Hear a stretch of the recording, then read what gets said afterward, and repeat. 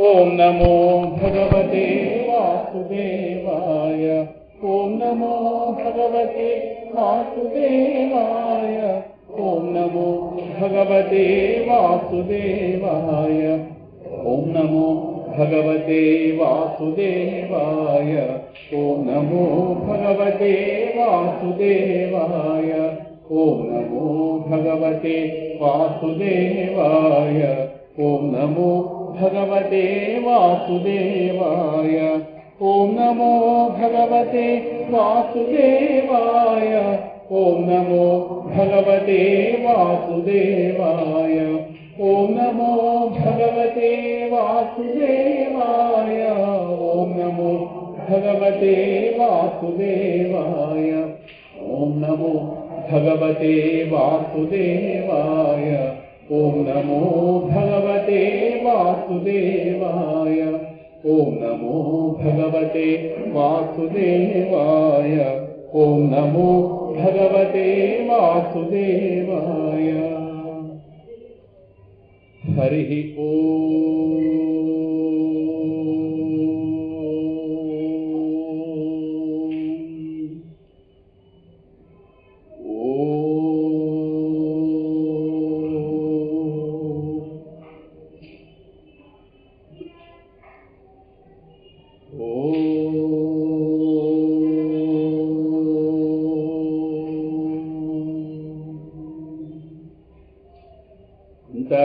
तिमिरोपशान्तये शान्तपावनमचिन्त्य वैभवं तं नरं वपुषि कुञ्जरं मुखे मन्महे किमपि कुण्डिलं महः.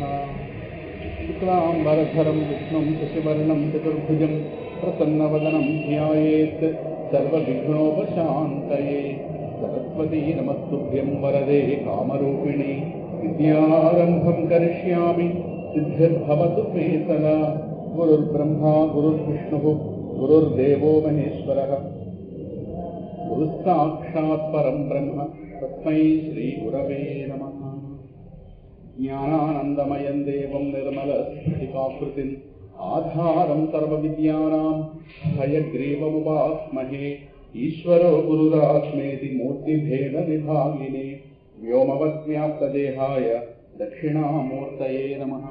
गुरवे सर्वलोकानां भिषजे भवरोगिणां निधये सर्वविद्यानां दक्षिणामूर्तये नमः. नारायणसमारम्भां व्यासशङ्करमध्यमाम् अस्मदाचार्यपर्यन्तां वन्दे गुरुपरम्परां. नारायणं नमस्कृत्य नरं चैव नरोत्तमं देवीं सरस्वतीं व्यासं ततो जयमुदीरयेत्.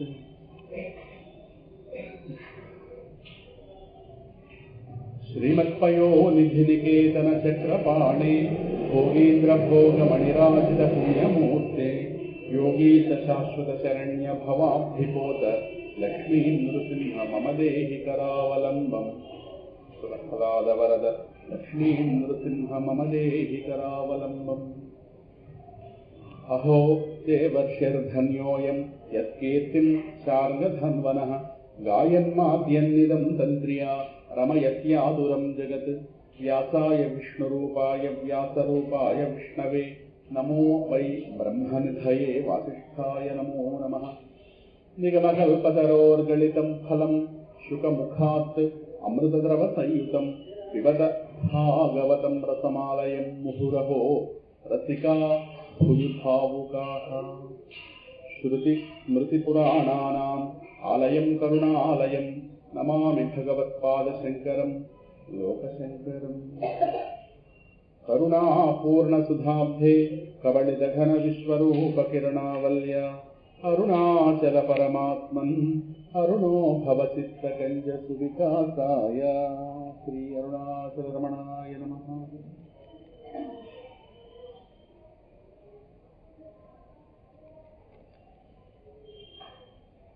అందరూ పుస్తకాలు చేత ధరించారా? పుట సంఖ్య 206. పేజీ నెంబర్ రావాలి కదా, తెలుగు మాట్లాడతాం. పుట సంఖ్య తెలుగు కాదు, మళ్ళీ తెలుగు జ్ఞాపకం తెచ్చుకుందాం. అందులో పుట సంఖ్య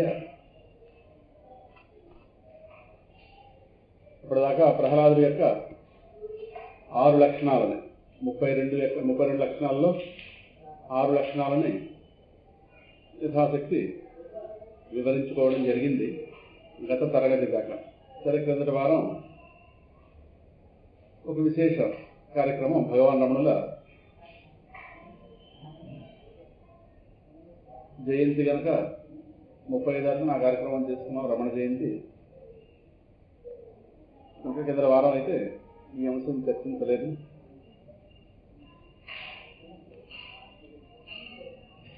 ఏడవ అంశంలోకి ప్రవేశిస్తే 206 పేజీ నంబర్ 206 నిర్విషయ చింతన యొక్క సాకార రూపం శ్రీ ప్రహ్లాదుడు. నిర్విషయ చింతన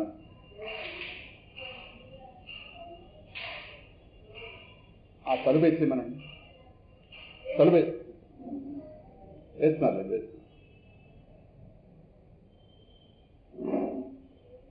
కనుక ప్రహ్లాదుని ఒక 32 దివ్య లక్షణాల యొక్క సాకార రూపంగా అర్థం చేసుకున్న ప్రయత్నంలో భాగంగా 6 అయినాయి. 7వది నిర్విషయ చింతన యొక్క సాకార రూపం. విషయ చింతన, నిర్విషయ చింతన. విషయ చింతన అంటే మనకు బాగా తెలుస్తుంది, మనకు బాగా అనుభవంలో ఉన్న పని. విషయములు అనే అందులో వివరాలు ఎలాగ వస్తాయి. ఇక్కడ విషయాలంటే మన ఇంద్రియాలకు ఏవైతే బాహ్యంలో 7వది పైన ఉంది, ఏవైతే ఇంద్రియాలకి తెలియబడుతున్నాయో, మన దగ్గర ఇంద్రియాలు ఉన్నాయి, వాటికి అంశాలుగా ఏవైతే బయట తెలియబడుతున్నాయో వాటిని విషయాలు ఉంటారు. అంటే కన్నుకి రూపాలు, చెవికి శబ్దాలు ఇవి. కనుక ఈ విషయాలు ఏవైతే స్వీకరిస్తామో ఆ విషయాల గురించి చింతన లోపల మనసే ఇంద్రియాల విషయాల మీద పంపించి తనకి ఇష్టమైన వాటిని లేదా ఇష్టమైన వాటిని మొత్తం మీద పెట్టినలా సేకరించి లోపల వాటి గురించి చర్చ పెట్టుకుంటుంటుంది లోపల. దీన్ని విషయ చింతన అంటాం. కానీ ప్రహ్లాదులో నిర్విషయ చింతన అంటే విషయ చింతన లేని స్థితి నిర్విషయ చింతన. అది ఏ విధంగా ఉందో చూద్దాం. వివరణ అంతా అక్కడ స్పష్టంగా ఉంది, చదువుకుంటే సరిపోతుందండి. ప్రపంచం అంటే శబ్ద స్పర్శ రూపరస గంధములే. ఇదే శబ్దం చెవులకి, స్పర్శ చర్మానికి, రూపాలు కళ్ళకి, రసం అంటే నాలుగకి రుచులు, గంధము అంటే వాసన ముక్కుకి. కనుక ప్రపంచం అంటే ఈ 5 తప్పించి మనకు తెలియదు.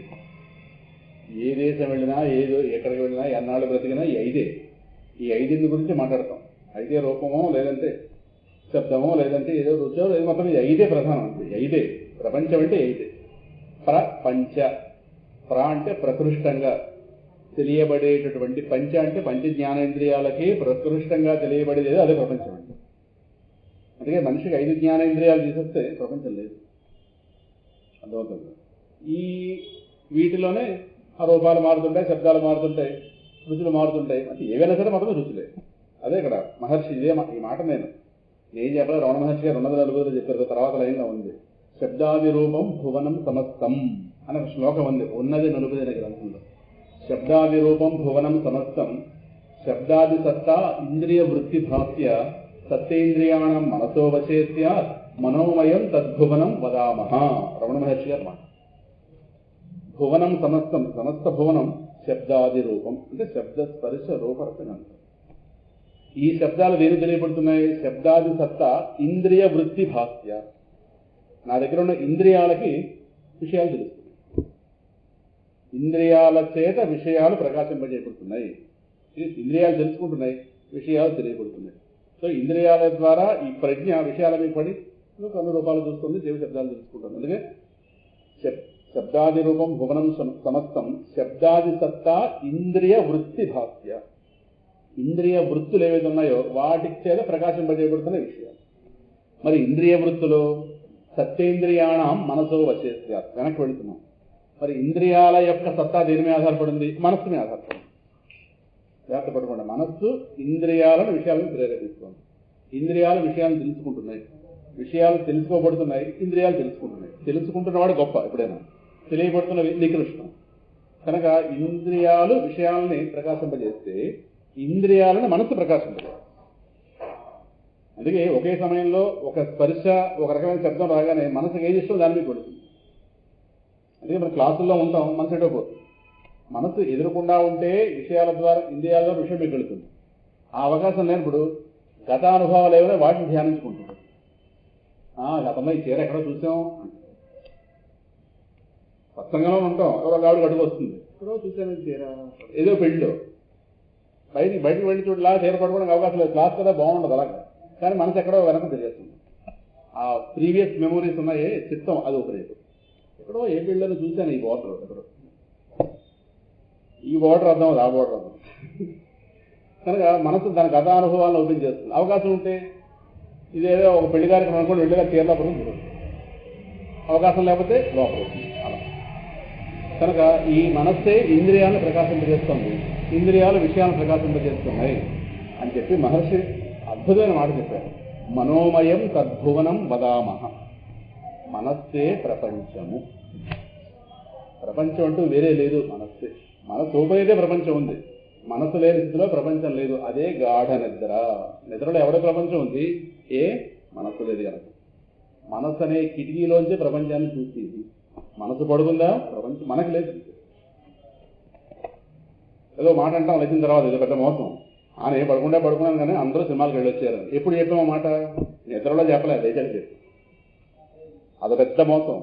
లేచాకే అన్ని మోసం మాటలే. మనల్ని మనం మోసం చేసుకోవడం, మనకు మన హాని కలిగించుకునే మాటలేదు. నేను పడుకున్నాను, వీళ్ళందరూ సినిమాకి వెళ్ళారు, వీళ్ళందరూ పెళ్లికి వెళ్ళారు, వీళ్ళందరూ సెకండ్ షోకి వెళ్ళారు మాట్లాడతాం. ఎప్పుడు చెప్పావు ఈ మాట అంటున్నాను? మనస్సు అనేది ఓపెన్ అయిన తర్వాత ప్రపంచ స్పృహ వచ్చాక మాట్లాడాం, కానీ మనస్సు లేని స్థితిలో ఈ మాటలు మాట్లాడుకున్నామా? అందువల్ల మనోమయం తద్భువనం వదామహ. మనస్సు అంటే, ప్రపంచం అంటే మనస్సే. ఈ మాట ఋషి చెప్పిన మాట, ఎవరో సామాన్య రోడ్డు మీద పోయి దానే చెప్పిన మాట కాదు, మహర్షి చెప్పిన మనస్సే ప్రపంచం. అందుకే అందరూ ఓ ప్రపంచంలో ఉన్నా, అందరూ ఒకలా ఉన్న కారణం ఎవడి మనసు వాడిది. ఎవడ మనసు చూసే దృక్కోణం బట్టి వాడికి ప్రపంచం ఉంటుంది. ఇదే సమయంలో ఒక ఆనందం ఉంటాడు, వాడు ఉసుగులను ఉంటుంది. కారణం వాడి మనసు బాగోలేదు కనుక ప్రపంచం బాగుంటుంది, వీడి మనసు బాగుంది, వీడి ప్రపంచం అర్థమవుతుందా? అది కనుక భగవాన్ రమణులు ఉన్నత నలుపది అనే గ్రంథంలో పేర్కొన్నారు. అనగా ఇంద్రియాలకు విషయాలుగా ఉన్నదే ప్రపంచం. అట్టి ప్రపంచం ప్రహ్లాదుడి దృష్టిలో మిథ్యా. మిథ్యా అంటే సత్యము కానిది. ఆయనకు విష్ణువే సత్యము, ప్రపంచం మిథ్య. మిథ్య అమ్మలో నేను ఎక్కడ చూశాను? ఎవరు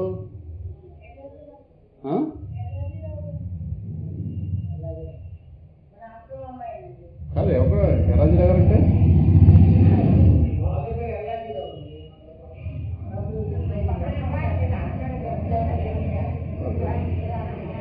గతంలో వచ్చేవారు అనుకుంటా ప్రవచనాలకి. బ్యాంక్ ఎంప్లాయినా? ఇన్సూరెన్స్ తెలుసు. అదే అదే అమ్మగారు నాన్నగారు జ్ఞాపకం వస్తారు నేను చూస్తే. ఇవన్నీ గర్మించలేదు, నువ్వు ఎందుకు జ్ఞాపకం?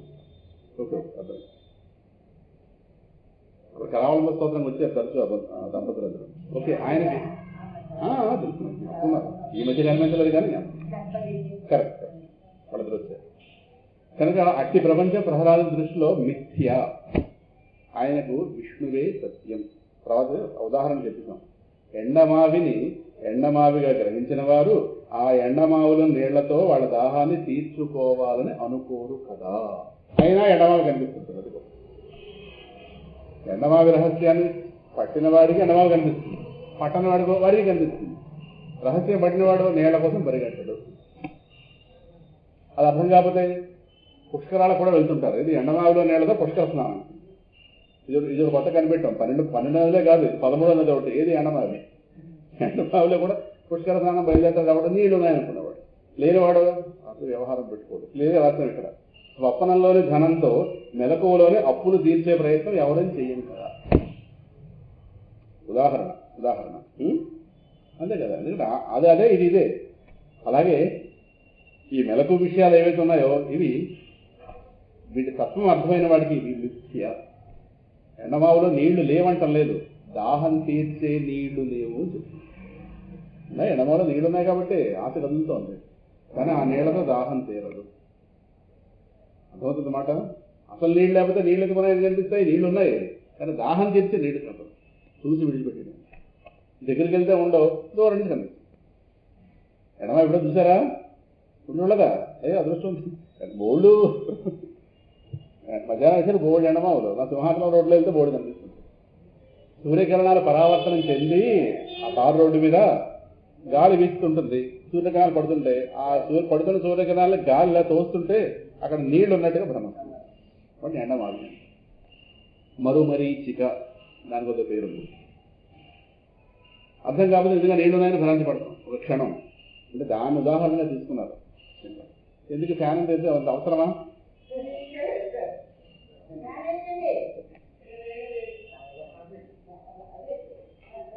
ఎందుకంటే ప్రహ్లాద గురించి వ్యాసుల వారు చెప్తూ ఇవన్నీ భాగవతంలో ఉన్నాయి. ఇవన్నీ నిస్పృహ ప్రహ్లాద గురించి చెప్తూ నిస్పృహ అనే అక్కడ ఉంది. అవన్నీ ఆయన లక్షణాల్లో భాగంగా.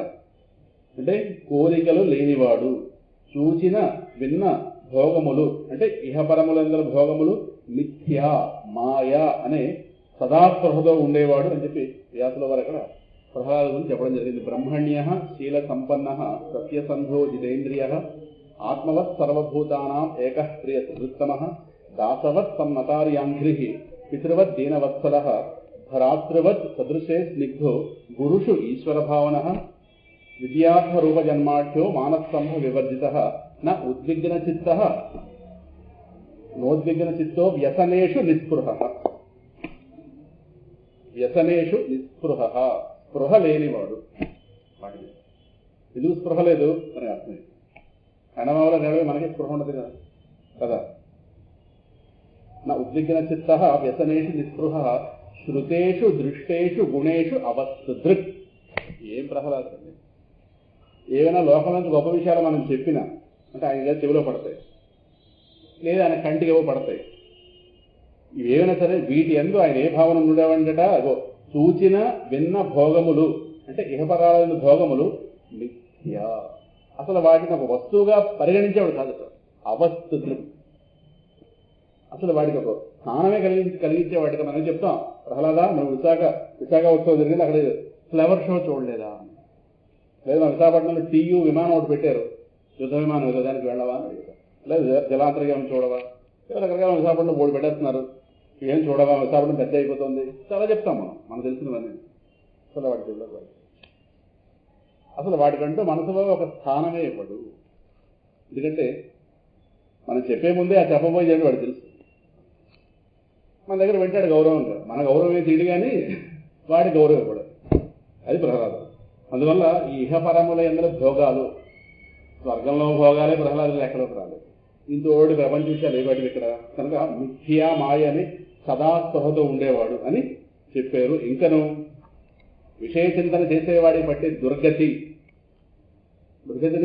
గీతాచార్యుడు హితప్రజ్ఞ లక్షణాల్లో కదా భగవద్గీతలో అసలు ఇంద్రియ విషయాలను చింతించడం వల్ల కలిగేటటువంటి ప్రమాదాన్ని గురించి చెప్పని అధ్యాయం లేదు భగవద్గీతలో. భగవద్గీత సాధనా గ్రంథము. ధ్యాయతో విషయాన్ పుంసః ఇక ఎలాగొచ్చా శ్లోకం. సంగస్థేషు ఉపజాయతే సంగాత్ సంజాయతే కామః కామాత్ క్రోధో విజాయతే క్రోధాత్ భవతి సమ్మోహః సమ్మోహాత్ స్మృతివిభ్రమః స్మృతిభ్రంశాత్ బుద్ధినాశః బుద్ధినాశాత్ ప్రణశ్యతి. ఒకసారి విషయాన్ని ధ్యానించడం ప్రారంభిస్తే అది ఎక్కడ తీసుకెళ్తుంది? బుద్ధినాశాత్ ప్రణశ్యతి. ఓ 10 మెట్ల మీద నిలబడి బంతి విడిస్తే ఇక ఆ బంతి ఎక్కడ దాకా వెళ్ళావుతుందని చెప్పండి. చేతిలో ఉన్నంత నా చేతిలో ఉందని చెప్పగలం, కానీ ఒక్కసారి విడిస్తే ఎక్కడికి వెళుతుందో విడిచిన వాడి చేతిలో కూడా లేదు. అలాగే మనస్సు ఒకసారి విషయ చింతనలోకి వెళ్ళిందా అది మళ్ళీ ఎప్పుడు మంది అవుతుందో మనది తెలియదు. అవుతుందో లేదో, ఏ విషయాలు లాక్కుపోతాయో. ఎందుకంటే విషయాలు అలా లాక్కు వెళ్ళిపోతాయి. ఆ విషయాల గురించి ఆలోచించడంలో వాటితో సంగతం ఏర్పడిపోతుంది, అటాచ్మెంట్. అప్పుడు దాని మీద ఒక కోరిక బయలుదేరుతుంది. కోరిక తీరినా ప్రమాదమే, తీరకపోయిన ప్రమాదం. తీరితే లోభిత్వం తయారవుతుంది, అంటే వస్తువు నాదవుతుంది కదా, లోభంగా మారుతుంది. తీరకపోతే క్రోధంగా మారుతుంది. ఇంక ఈ క్రోధం శీలవల పొలవలు అయిపోయి వేళ్ల మీద వాళ్ళ మీద ద్వేషంగా మారుతుంది. లోభిత్వం వస్తే వాడికి నిద్ర ఉండదు. ఆ వస్తువు ఏమైపోతుందో నేను లేకపోతే ఆ వస్తువు ఏమైపోతుందో అదో బెంగారు. అంటే మనస్సు మీద పూర్తిగా ఇవన్నీ మనసుని పాడు చేసేస్తాయి కదా. అదేమిటో మనకు మనస్సు పాడైపోతుందని బెంగే లేదు. ఇప్పుడు ఆలోచిస్తున్నామా? రోజు మొత్తం మీద మనసు గురించి ఎప్పుడైనా ఆలోచిస్తున్నాం. ఎవరైనా సరే ఏ వయసులో ఉన్నాడు, వయసు అన్ని వయసుల వాళ్ళకి మనసు ఉందిగా, తెల్లాలు వేస్తే మనసుతోనే పని అంటాం. ఏమిటో ఏం దురదృష్టం చేసుకుందో కానీ అందుకే అదే మనం అంటే దాని కోపం. అందుకే నా గురించి మీరు ఎప్పుడు ఆలోచించడం, నన్ను పెట్టి దేహం గురించి ఆలోచిస్తారు. మళ్ళీ దేహం గురించి మాత్రం లక్షల ఆలోచనలు, మనసు గురించి ఒక ఆలోచన. దాన్ని మించిన వాడకం మనకు మరొకటి లేదు. ఎలా లేదు, అదే అదే అదే అదే. ఆ మనసును ఎలా బాగు చేసుకోవాలని ఆలోచన లేదు. మనసును ఎలా తీర్చిదిద్దుకోవాలి, ఇళ్ళు ఎలా తీర్చిదిద్దుకోవాలి, ఒళ్ళు ఎలా తీర్చిదిద్దుకోవాలి, వీటికి మాత్రం బ్రహ్మాండం బోల్డ్ ప్లానింగ్. మనసు ఏమంత కాదా? అందుకే అది మాట విందు మనకి. పెద్ద అయ్యాక అప్పుడు ఏడిపించి పడేస్తాము, మన అదుపులో ఉండదు. వీళ్ళు గోడు వాళ్ళకి, వాళ్ళ గోడు వీళ్ళు వినిపించకూడదు. ఇది ఇక్కడే ఇలా తయారవుతున్నాం వచ్చిన కోరం. అందువల్ల మనస్సు ప్రధానం. మనసు ఒక్కటి మంద కాబట్టి ఏది మందైనా ప్రాణం తక్కువ ఉండదు. ఇదొకటి అర్థమైతే సార్, మీరు ఎంత రుచికరమైన పదార్థాలు ఉండినా వడ్డించిన కంచం బాగుండకపోతే పదార్థం పడైపోయింది. కంచం బాగుండాలిగా. అలాగే మనస్సే ప్రపంచాన్ని స్వీకరించేది. మనస్సే మన క్షేమం గురించి ఆలోచించవలసింది. మనస్సు యొక్క క్షేమమే మన క్షేమం. ఏమిటో మనసు గురించి మన పెద్దగా ఆధ్యాత్మికత అంటే మనస్సు వైపు ఆలోచింపజేసేది, వ్యవహారం అంటే దేహం వైపు ఆలోచింపజేసేది. ఇంతే. కనుక ఈ విషయ చింతన చేసేవాడు పట్టే దుర్గతి. గీతాచార్యుడు స్థితప్రజ్ఞ లక్షణాల్లో ఎన్నో సుమారు 18 శ్లోకాలు, 2వ అధ్యాయం 55వ శ్లోకం నుంచి ప్రారంభిస్తే 72వ శ్లోకం దాకా మొత్తం అంతా మనసును ఏ విధంగా తీర్చిదిద్దుకోవటం, నా మనసు నా అదుపులో ఎలా పెట్టుకోవాలి. స్వామి అనేక కోణాలను చెప్పుకుంటూ వచ్చాడు. ఏంట ప్రారంభ శ్లోకం 2వ అధ్యాయం ప్రారంభంలోనే ప్రజహాతి యదా కామాన్ సర్వాన్ పార్థ మనోగతాన్ ఆత్మన్యేవాత్మనా తుష్ట స్థితప్రజ్ఞ తదోచ్యతే. ఇది 2వ అధ్యాయం 55వ శ్లోకం. ఇది ప్రారంభిస్తే ఏషా బ్రాహ్మీ స్థితి పార్థ నైనాం ప్రాప్య విముహ్యతి స్థిత్వాస్యామంతకాలేపి బ్రహ్మ నిర్వాణ మృత్సతి. ఇది 72వ శ్లోకం. 55 నుంచి 72 మొత్తం 18 శ్లోకాలు స్థితప్రజ్ఞ లక్షణాలు. 2వ అధ్యాయం. అర్జునుడు గారు 4 ప్రశ్నలు వేశారు. స్థితప్రజ్ఞస్య కా భాష సమాధిస్థస్య కేశవ స్థితధీహి కిం ప్రభాషేత కిమాసీత వ్రజేత కిం అన్న వేసిన 4 ప్రశ్నలకి మహానుభావుడు 18 శ్లోకాలు. గాంధీ గారు రోజు ఈ 18 శ్లోకాలు పారాయణం చేసేవాడు. ఎంత ఉద్రిక్తుల వాతావరణం ఉన్నా, ఎంత బిజీగా ఉన్నా, స్నానం అవగానే బాత్రూంలోనే. ఆయనకి 2 ఆశ్రమాలు ఉన్నాయి, సబర్మతి అలాగే నాగపూర్ సేవాగ్రం, 2 ఆశ్రమాలు. ఈ రెండింటి ఎక్కడొక్కడ ఉండేవారు. ఆ బాత్రూంలోనే చిన్న భగవద్గీత వాటర్ పెట్టుంటుంది. పైకి వస్తే మళ్ళీ ఆయన బిజీ అయిపోతారు. అదే స్నానం అవగానే ఈ 18 శ్లోకాలు తప్పనిసరిగా చదివారు. ఈ 2వ అధ్యాయంలో 18. మరీ కుదరకపోతే మధ్యలో 2 శ్లోకాలు ఇందాక చదివినవి ధ్యాయతో విషయాన్ పొందుత చివరిలో బుద్ధినాశాత్ ప్రణశ్యతి. 55, 56 శ్లోకాలను కూడా 2వ అధ్యాయం. ఈ 2 కంపల్సరీ చదివారు. మరీ ఈ టైం లేకపోతే ఏ మాత్రం టైం ఉన్నా ఈ 18 శ్లోకాలు చదివేటారు. కనుక తర్వాత ఒక చాలా పెద్ద వాక్యం వచ్చేస్తుంది. అట్టి స్థితప్రజ్ఞ లక్షణాలన్నీ ఒకనొక రూపం కడితే అదే శ్రీ ప్రహ్లాదుడు. తర్వాత శ్లోకంలో చూడండి, తర్వాత లైన్లో విశ్వకర్త విశ్వంలో అన్నీ పెట్టాడు కానీ అశాంతి మాత్రం పెట్టలేదు. అంతేనా? నా దాంట్లో ఆ వచ్చింది.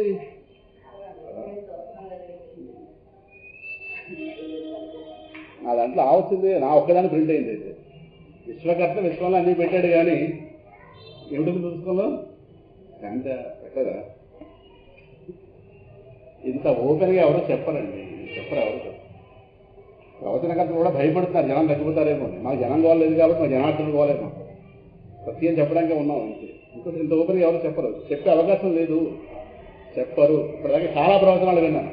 ఓపెన్గా ఎవరో చెప్పరు, దాచి చెప్తారు. ఏదో మనం చెడ్డ అయిపోవడం జనాల దగ్గర. చెడ్డపడే ఇందులో సత్యం చెప్పాలి, కలిసి అవడానికి బాగుపడతాడు కదా. సందేహం లేదు వాక్యంలో.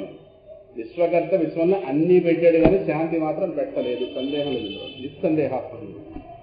ఇది ఒకటి అర్థమైతే, ఇది అర్థమైతే మనసు వెనక్కి తిరిగి లేదా భ్రమలో పట్టుకుపోతుంది. సరేనా? దానిని తన దగ్గరే ఉంచుకున్నాడు మహానుభావుడు. చెప్పాడు భగవద్గీత 9వ అధ్యాయంలో, అనిత్యం అసుఖం లోకం ఇమం ప్రాప్య భజస్వమా. 9వ అధ్యాయం ఆఖరి శ్లోకానికి ముందు శ్లోకంలో 3వ పాదం 4వ పాదం.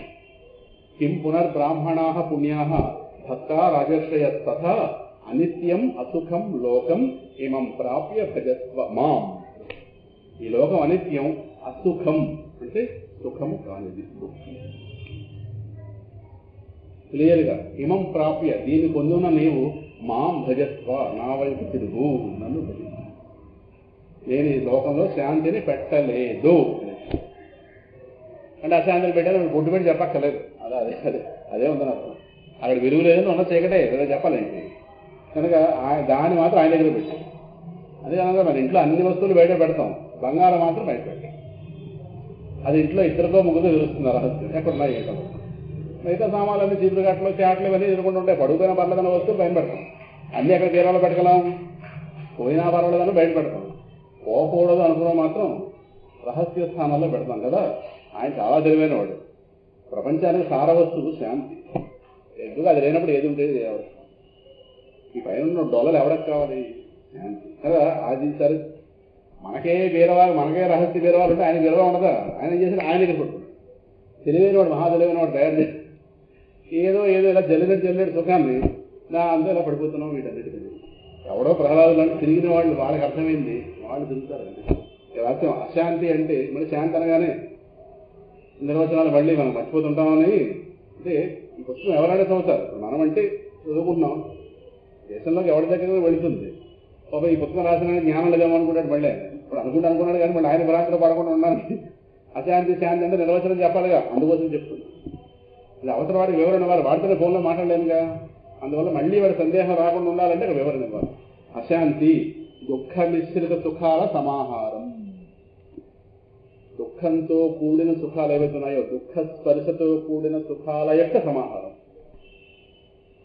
అంటే వాడి యొక్క సమగ్ర స్వరూపం. శాంతి అంటే దుఃఖ స్పర్శ లేని సుఖం. ఇది చెప్పామనుకోండి వాడు మాట్లాడుతున్నాం, వాడు మాట్లాడే అవకాశం. చెప్పండి, ప్రపంచంలో దుఃఖ స్పర్శ లేని సుఖం ఎక్కడుందో చెప్పానంటే ఆ విధంగా నేను చూస్తాను. అటువంటి వస్తువు అంటూ ఉంటే అదే మరి పరమాత్మ అనగానే ఏం కావాలి? ఇందే అవకాశం. ఇది అర్థమైతే మనసు ఎలా జరుగుతుంది. కారణం మనసుకు కావాల్సింది దుఃఖ స్పర్శ లేని సుఖం. దుఃఖాన్ని ఒకంత కూడా రక్షణ కూడా భరించలేదు మనసు. కానీ దానికి వచ్చేవన్నీ దుఃఖాలే. కారణం ఉంది అదే కాదు. దానికి ఆ జ్ఞానం మనం ప్రాథమికంలోనే కలిగించి ఉంటుంటే పిల్లవాళ్ళగా ఇవాళ ఋషులు అయిపోతుంది. ఎంతమంది మొన్న ఒకలా భ్రమింపజేసింది లోకం, మొన్న కన్నవాళ్ళు ఒకలా భ్రమింపజేసి వాళ్ళు భ్రమలో ఉన్నారు. వాళ్ళు మహాభ్రమ, మన ఇంకో రెండో రకం భ్రమ. భ్రమలో భ్రమ కొట్టుకుపోయింది ఇలాగంటే. అందువల్ల ప్రపంచంలో వెతుక్కోవడానికి అలవాటు పెడుతున్నాం. ఈ వెతుక్కోవడంలో మనసు కాస్త మాట విననేది అయిపోయింది. ప్రపంచ విషయాలను లోపల చేరిపోయినాయి. ఇవాళ నా మనసు నా స్వాధీనంలో లేదు. కారణం అటు శాంతి లేదు, ఇవన్నీ లోపల నిండిపోయి వీటిని బయటకు గంటుకోవడానికి ఊరంతా. ఆదిలోనే ఈ జ్ఞానం కలిగి ఉంటుంటే, మనసు ముందు నుంచి జాగ్రత్త పడి ఉంటే ఈ పాడి నా మనసు నాది అయిపోదా? ఏది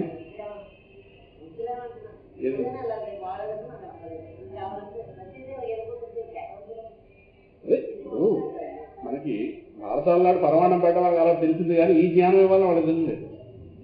ఒక పరమాణం నోట్లో పెట్టేశారు, అది చూసి మురిసిపోయారు. ఒకడు ఏ మాత్రం ఇలాగ బంగారం ఉంగరం పడవచ్చు, ఓ పాలతో ఒక నోట్లో పోసాడు. ఇవి నేర్పించారు, ఓ పేరోడు పెట్టేశారు. నాలా నువ్వు పడితిరుగని చెప్పారు. మేము పడ్డా నూతుల్లో నువ్వు పడు. అందుకని మేమేం చేయగలం నాకు తెలిసిన ప్రజ్ఞ అంతే. అంతే ఇలా ఒకనొకరు గొర్రె వెంకాల గొర్రెన్నట్టుగా అలా అలా అలా అలా ప్రవాహంలో విడిపోయి వెళ్తే, దాంతో శాంతి కావాలంటే బయట వెతకడానికి అలవాటు పెడితే, ఎక్స్టర్నల్ ఎంటిటీస్ ఏవైతే ఉన్నాయో వీటిలో వెతకడానికి అలవాటు పడిపోయింది. ప్రవృత్తి అలా అలవాటు అయిపోయింది. దాంతో పరమాత్మ హృదయంలోనే ఉందని చెప్పడానికి ఊరంతా గోల పడుతున్నాడు. ఎవరికో ఇలాంటి సత్యాలు చిన్న వయసులోనే, మనసు లేతగా ఉన్న వయసులోనే అంతే వెంట వెంటనే అక్కడ పరిష్కారాలు వేరే అందుతాయి కదా. అందుకు ఒక ఆవేదనతో మాట్లాడుతున్నాను. కనుక ఈ రహస్యం తనకి నిలువెల్లా వంట పట్టినవాడు ప్రహ్లాదుడు. ఈ రీతిగా నిర్విషయ చింతన యొక్క సాకార రూపం. తర్వాత ఇంపార్టెంట్ విషయం, దీని మీద చాలా తర్వాత దాంట్లో చాలా ప్రశంసలు వచ్చాయి. తర్వాత ఆర్టికల్ రాశాను, చాలా పెద్ద పెద్ద వాళ్ళే ప్రశంసించారు. భగవత్ పాదారవింద అవిస్మృతి యొక్క సాకార రూపం. భగవత్ పాదారవింద అవిస్మృతి. ఈ అవిస్మృతి అనే పదం మనం ఎక్కడ విన్నాం? కాదు, ఏదో ఒక స్తోత్రంలో విన్నాం. ముకుందమాల. ముకుంద మూర్ధన ప్రణిపత్య యాచే భవంతమేకాంతమియంతమర్థం అవిస్మృతి త్వచ్చరణారవిందే భవే భవే మే అస్తు భవత్ ప్రసాద. ముకుందమాల 4వ శ్లోకంలో చెప్పుకున్నాం కదా. ఓనంటే నష్టమైంది. ఇప్పుడు ఉన్నాడు మళ్ళీ నేను రికార్డ్ అడగాను కదా. ఓనంటే సరిపోయింది. ఆ రోజున లేనండి, ఉన్నా మర్చిపోయానండి, ఇవన్నీ రండి. మనకు అర్థం తవ్వక్కలేదు ఊహనండి, ఊహనిస్తే అయిపోయింది. కనుక ఆ కులశేఖరాల వారు భగవంతుని అడిగింది ఇదే, అవిస్మృతి కావాలి, నీ పాదార విందములకు సంబంధించిన అవిస్మృతి. అవిస్మృతి అంటే ఏమిటో ఎందుకు అడిగాడు ఆయన? కులశేఖరుడికి ప్రహ్లాదుడికి లక్షణాలు చాలా సమానం. సో ఆ భగవత్ పాదార వింద అవిస్మృతి ఏదైతే ఉందో దానికి ప్రహ్లాదుడు సాకార రూపం అని చెప్తూ అవిస్మృతి ఏమిటో చూద్దాం. చాలా వివరణ చాలా తేలిగ్గా ఉంటుంది, కష్టమేమి ఉండదు. స్మృతి అంటే మనకు బాగా తెలుసు, జ్ఞాపకం. విస్మృతి అంటే స్మృతి కాదు, విస్మృతి మరుపు. ఈ రెండు బాగా అలవాటు ఉంటాయి కదా. మరి అవిస్మృతి అంటే ఇప్పుడు జాగ్రత్త, స్మృతి అంటే జ్ఞాపకం, విస్మృతి అంటే జ్ఞాపకము కానిది అంటే మరుపు. మళ్ళీ అవిస్మృతి అంటే విస్మృతి కానిది కనుక జ్ఞాపకం మళ్ళీ అనకూడదు. మళ్ళీ అక్కడ రాసింది అదే జాగ్రత్త, ఈక్వేషన్ జాగ్రత్త అర్థం చేసుకోవాలి. పుస్తకం చూస్తే అర్థమవుతుంది. స్మృతి అంటే జ్ఞాపకం, విస్మృతి అంటే మరపు. మరి అవిస్మృతి అంటే జ్ఞాపకము అని మళ్ళీ అనకూడదు. ఎందుకంటే జ్ఞాపకం అన్నది ముందే నిరాకరించబడింది, విస్మృతి అన్నది జ్ఞాపకం ముందే నిరాకరించబడింది. అంటే అవిస్మృతి అంటే జాగ్రత్తనండి. కనుక అవిస్మృతి అంటే మరపు లేని స్థితి అని అర్థం. మళ్ళీ ఒకసారి చెప్తాను. స్మృతి అంటే జ్ఞాపకం, విస్మృతి అంటే జ్ఞాపకము కానిది అనగా మరపు. దీన్ని మళ్ళీ నెగెక్ట్ చేస్తే అవిస్మృతి అంటే మరపు కానిది అంటే మళ్ళీ జ్ఞాపకం అనకూడదు. మళ్ళీ ఇక్కడ ఆల్రెడీ జ్ఞాపకం అన్నదాన్ని కొట్టిపెట్టేస్తాం ముందులోనే. కనుక ఇక్కడ అవిస్మృతి అంటే మరపు లేని స్థితి. ఇక్కడ విస్మృతి అంటే మరపు కనుక దాన్ని నెగెక్ట్ చేస్తే ఆ పెడితే నెగెక్ట్ చేయడం. అవిస్మృతి అంటే మరపు లేని స్థితి అని అర్థం అవుతుంది. అంటే ఏమాత్రం మరపు దోషం సోకే ప్రమాదం లేని జ్ఞాపకము. ఏమాత్రం మరపు దోషం సోకే ప్రమాదం లేని జ్ఞాపకము. ఏమాత్రం మరపు దోషం సోకే ప్రమాదం. ఇప్పుడు జనరల్గా మన దగ్గర ఉన్న స్మృతి దీనికి విస్మృతి దోషం ఉంది. మనకి పరమాత్మ జ్ఞాపకం ఉంటాడు కానీ మన స్మృతి విస్మృతితో కూడిన స్మృతి. ఎప్పుడు జ్ఞాపకం ఉంటాడో మనకే తెలియదు, ఎప్పుడు మధ్యలో మనకే తెలియదు. జ్ఞాపకం తెచ్చుకోవడం అనే పని మీద కూర్చున్నప్పుడే మనకు వచ్చేస్తుంటుంది. చాలా మంది పరమాత్మ జ్ఞాపకం వచ్చి జపంలో కూర్చున్నప్పుడే. కనుక మనకున్న భగవద్ జ్ఞాపకం మరపు దోషంతో కూడిన జ్ఞాపకం. మరపు దోషం, మరపనే దోషంతో కూడిన జ్ఞాపకం. అవిస్మృతి అంటే ఏమాత్రం మరపు దోషం సోకే ప్రమాదం లేని జ్ఞాపకం. జాగ్రత్త పట్టుకుంటే పదం, ఏమాత్రం మరపు దోషం సోకే ప్రమాదం లేని జ్ఞాపకం. అవుతుందా? ఇది అవిస్మృతి అంటే ఆయన గారికి ఇంకా మరపు దోషం ఉండదు. మరపు దోషము అంటని జ్ఞాపకం. మరపు దోషం అంటే జ్ఞాపకాలు మనవి, మరపు దోషం అంటే అవకాశం లేని జ్ఞాపకం అయింది. ఈ మాత్రం అర్థమైంది కదా. అనగా అది నిరంతర స్మరణయే కదా. చూడండి అక్కడ ఇక్కడ లాజిక్ ఉంది. అనగా అది నిరంతర స్మరణయే కదా. ప్రహ్లాదుడు నిరంతర భగవత్ స్మరణకి సాకార రూపం అని 4వ లక్షణంగా ఇదివరకే చెప్పారు కనుక ఇది పునరుక్తి అని ఒకవేళ పూర్వపక్షి అంటే ఇది పెద్ద విషయం ఏం కాదు. 4వ లక్షణం ఏం చెప్పాం? ప్రహ్లాదుడు నిరంతర భగవత్ స్మరణకి సాకార రూపం అని చెప్పాం. ఇక్కడేం చెప్తున్నాం? అవిస్మృతి. చిన్న తేడా ఉంది. నిరంతర స్మరణకి అవిస్మృతికి చిన్న తేడా ఉంది, చిన్నది. ఏం చెప్పాము? నిరంతర స్మరణ ఏమాత్రం మరపు దోషం సోకే ప్రమాదం లేని జ్ఞాపకము. ఏది అవిస్మృతి అంటే ఎవడు అవతల వాళ్ళు లేచాడు, పూర్వపక్షి అంటే అవతల పార్టీ వాడు. వాడు ఏమన్నాడంటే, ఏమండి మీరు ఏమాత్రం మరపు దోషం సోకే ప్రమాదం లేని జ్ఞాపకం అంటే నిరంతర స్మరణే కదా. నిరంతర స్మరణ ఆల్రెడీ 4వ లక్షణంగా చెప్పారు కాబట్టి ఇది మళ్ళీ రిపిటేషన్ అంటాడు వాడు. అది కాదు బాబు, రిపిటేషన్ అంటే పునరుక్తి దోషం. పునరుక్తి అంటే మళ్ళీ చెప్పడం అని దోషం. ఆల్రెడీ 4వ లక్షణంగా చెప్పారు, మళ్ళీ ఇప్పుడు మళ్ళీ 8 లక్షణంగా మళ్ళీ ఎందుకు చెప్తారు మీరు అని ఆయన గారు కాంట్రడిక్ట్ చేసినట్టుగా. నాలోనే 2 పార్టీలు తయారయ్యాయి. నేనే 2 వ్యక్తుల కింద మారి దీన్ని పూర్వపక్షం అంటాను. అంటే పూర్వపక్షం అంటే సందేహం లేవనప్పుడు.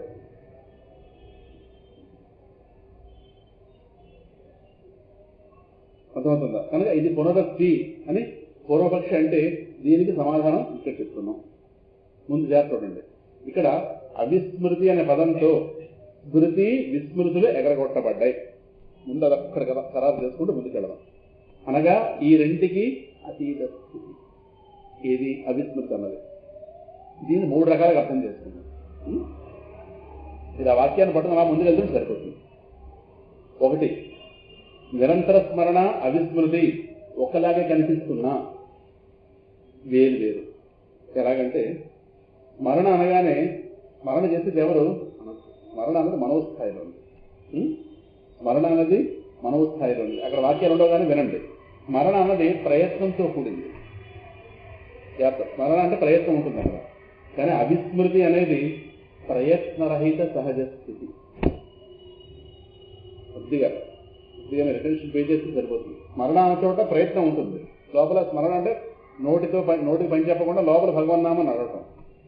అక్కడ ప్రయత్నం ఉంది. అక్కడ అంటే ఇతర విషయాలు మా లోపలికి వచ్చేస్తాయేమో జాగ్రత్త చూసుకోవాలని చెప్పి లోపల జాగ్రత్త పడుతూ లోపల రామనామో కృష్ణనామో చేయడం, ఇది స్మరణ. అంటే అక్కడ ప్రయత్నం ఉంది స్మరణతో. కానీ అవిస్మృతి అన్నది ప్రయత్నానికి అతీతమైన సహజ. మీకు ఎలాగో క్లారిటీ వస్తుంది ముందుకు వెళ్తే పారాగ్రాఫ్ మొత్తం చూస్తే. మరణ అనగానే మనోస్థాయిలోనిది. ఆ వాక్యం చూడండి. నీవెంతగా స్మరణ చేస్తున్నా మనస్సు నీ చెప్పు చేతల్లో ఉండే జాగ్రత్త అవస్థలోనే స్మరణ చేయగలవు. జాగ్రత్త అవస్థ అంటే ప్రస్తుతం మనం ఈ మెలకు ఏదైతే ఉందో ఇది జాగ్రత్త అవస్థ అంతే కదా. మనసు మన చెప్పు చేతల్లో ఉంటుంది, ఉండే అవకాశం ఉంది. ఉందో లేదో వెళ్తాం కదా, ఉండే అవకాశం ఉంది. ఎవరైతే స్మరణ సాధించాలనుకుంటారో వాళ్ళ మనసును అదుపులో పెట్టుకుంటారు రకరకాల ప్రక్రియలు. కనుక మెలకువలోనే జాగ్రత్తను స్మరణ చేయగలరు. స్వప్నము నీ చేతుల్లో లేదు. ఒకవేళ స్వప్నంలో కూడా అంటే ఆ జాగ్రత్త పరుడు కాస్త మెలకువ మొత్తం స్మరణ చేశాడు అనుకుందాం ఊహించండి. ఒకవేళ స్వప్నం మొత్తం కూడా చేసాడు అనుకుందాం తప్పే ఉంది. ఊహించండి, ఊహలే ఇవన్నీ. ఎందుకంటే స్వప్నం ఏదొస్తుందో మనకు తెలియదు. వచ్చిందని అనుభవించడమే కానీ కావాల్సిందని తెచ్చుకోలేము. కళ అంతే కదా. అతను అర్థమవుతుందా? ఒకవేళ స్వప్నంలో కూడా నిరంతర స్మరణ జరిగింది అనుకుందాం. మరి మూడో అవస్థ ఒకటి ఉందిగా. మనస్సు ఉండని సుషుప్త అవస్థలో నీ స్మరణ 0 అయిపోయింది. ఇంకే నిరంతర స్మరణ. నిరంతర స్మరణ అంటే నేను బ్రతికున్నంతకాలం జరగవలసింది. కేవలం మెలకువ స్వప్నం కానీ నేను సుషుప్తిలో లేనా? అప్పుడు లేనండి. లేకపోతే నిద్ర అవ్వడం నాదే. మరి అక్కడ స్మరణ అయిపోయింది. మనసు 2 దశల్లో ఉంటుంది, మెలకువ స్వప్నం. మెలకువలో దాని మీద మనకు అదుపు ఎక్కువ ఉంటుంది ఒకవేళ ప్రయత్నిస్తే. స్వప్నంలోనూ అదుపు ఉండదు, దాని అదుపులో మనం ఉంటాం. ఆ సింహాన్ని మోసిపోతుందో పెద్ద పుల్ని మోసిపోతుందో ఏ కళ్ళ ఏదో దాంట్లో పడాల్సిందంతే. మనకు కావాల్సిన కళ్ళ రాదు. మెలకువను మాత్రం మనం తీర్చిదిద్దుకోగలం అవకాశం ఉంది. లేదా సాధకులైన వాళ్ళు దానికి అనుగుణమైన వాతావరణం తయారు చేసుకుంటారు. సాధన దూరంగా వెళ్ళరు. సాధకులు కాని వాళ్ళతో కూడరు. వాళ్ళతో ప్రయత్నం కనిపిస్తారు. స్వప్నంలో కుదరదు ఇది. ఒకవేళ స్వప్నంలో కూడా, ఎందుకంటే ఈ 2 మనస్సుకి భూమికలే. మెలకువ స్వప్నం 2 కూడా మనస్సు యొక్క ప్రధాన భూమికలే. మనస్సు యొక్క నటించేది దీనిగా దానిగా.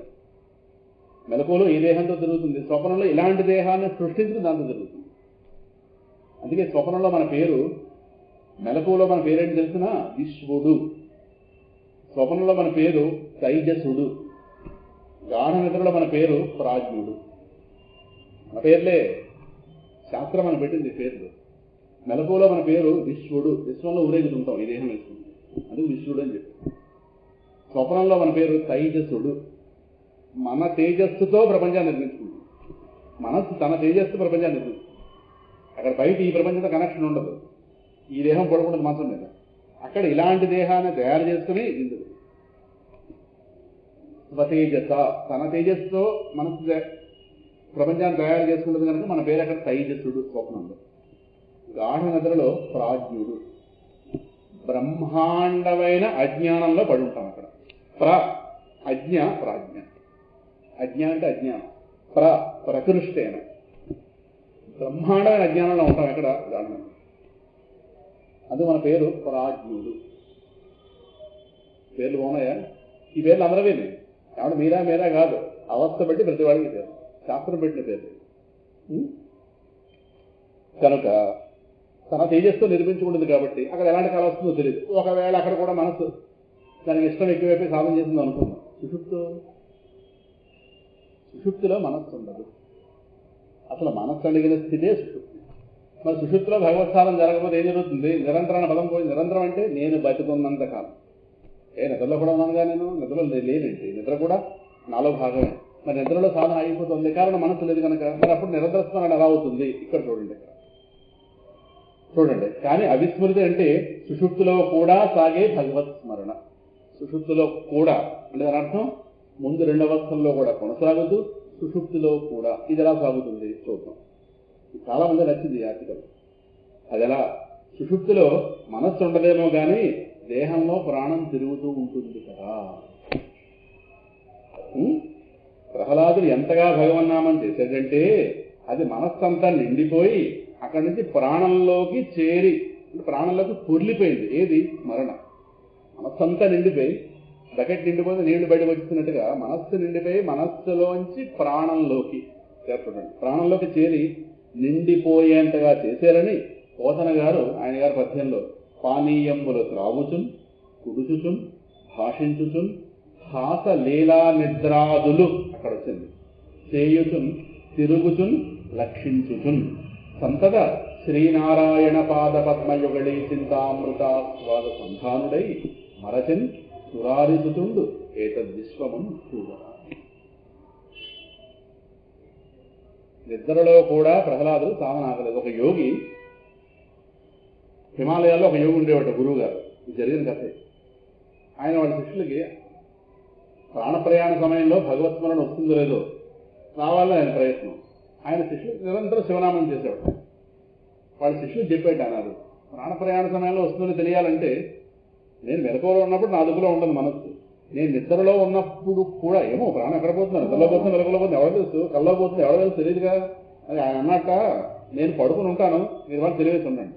నిద్రలో కూడా నా నుంచి శివనామం మీకు వినిపిస్తే నాకు గ్యారంటీ ఏర్పడుతుంది.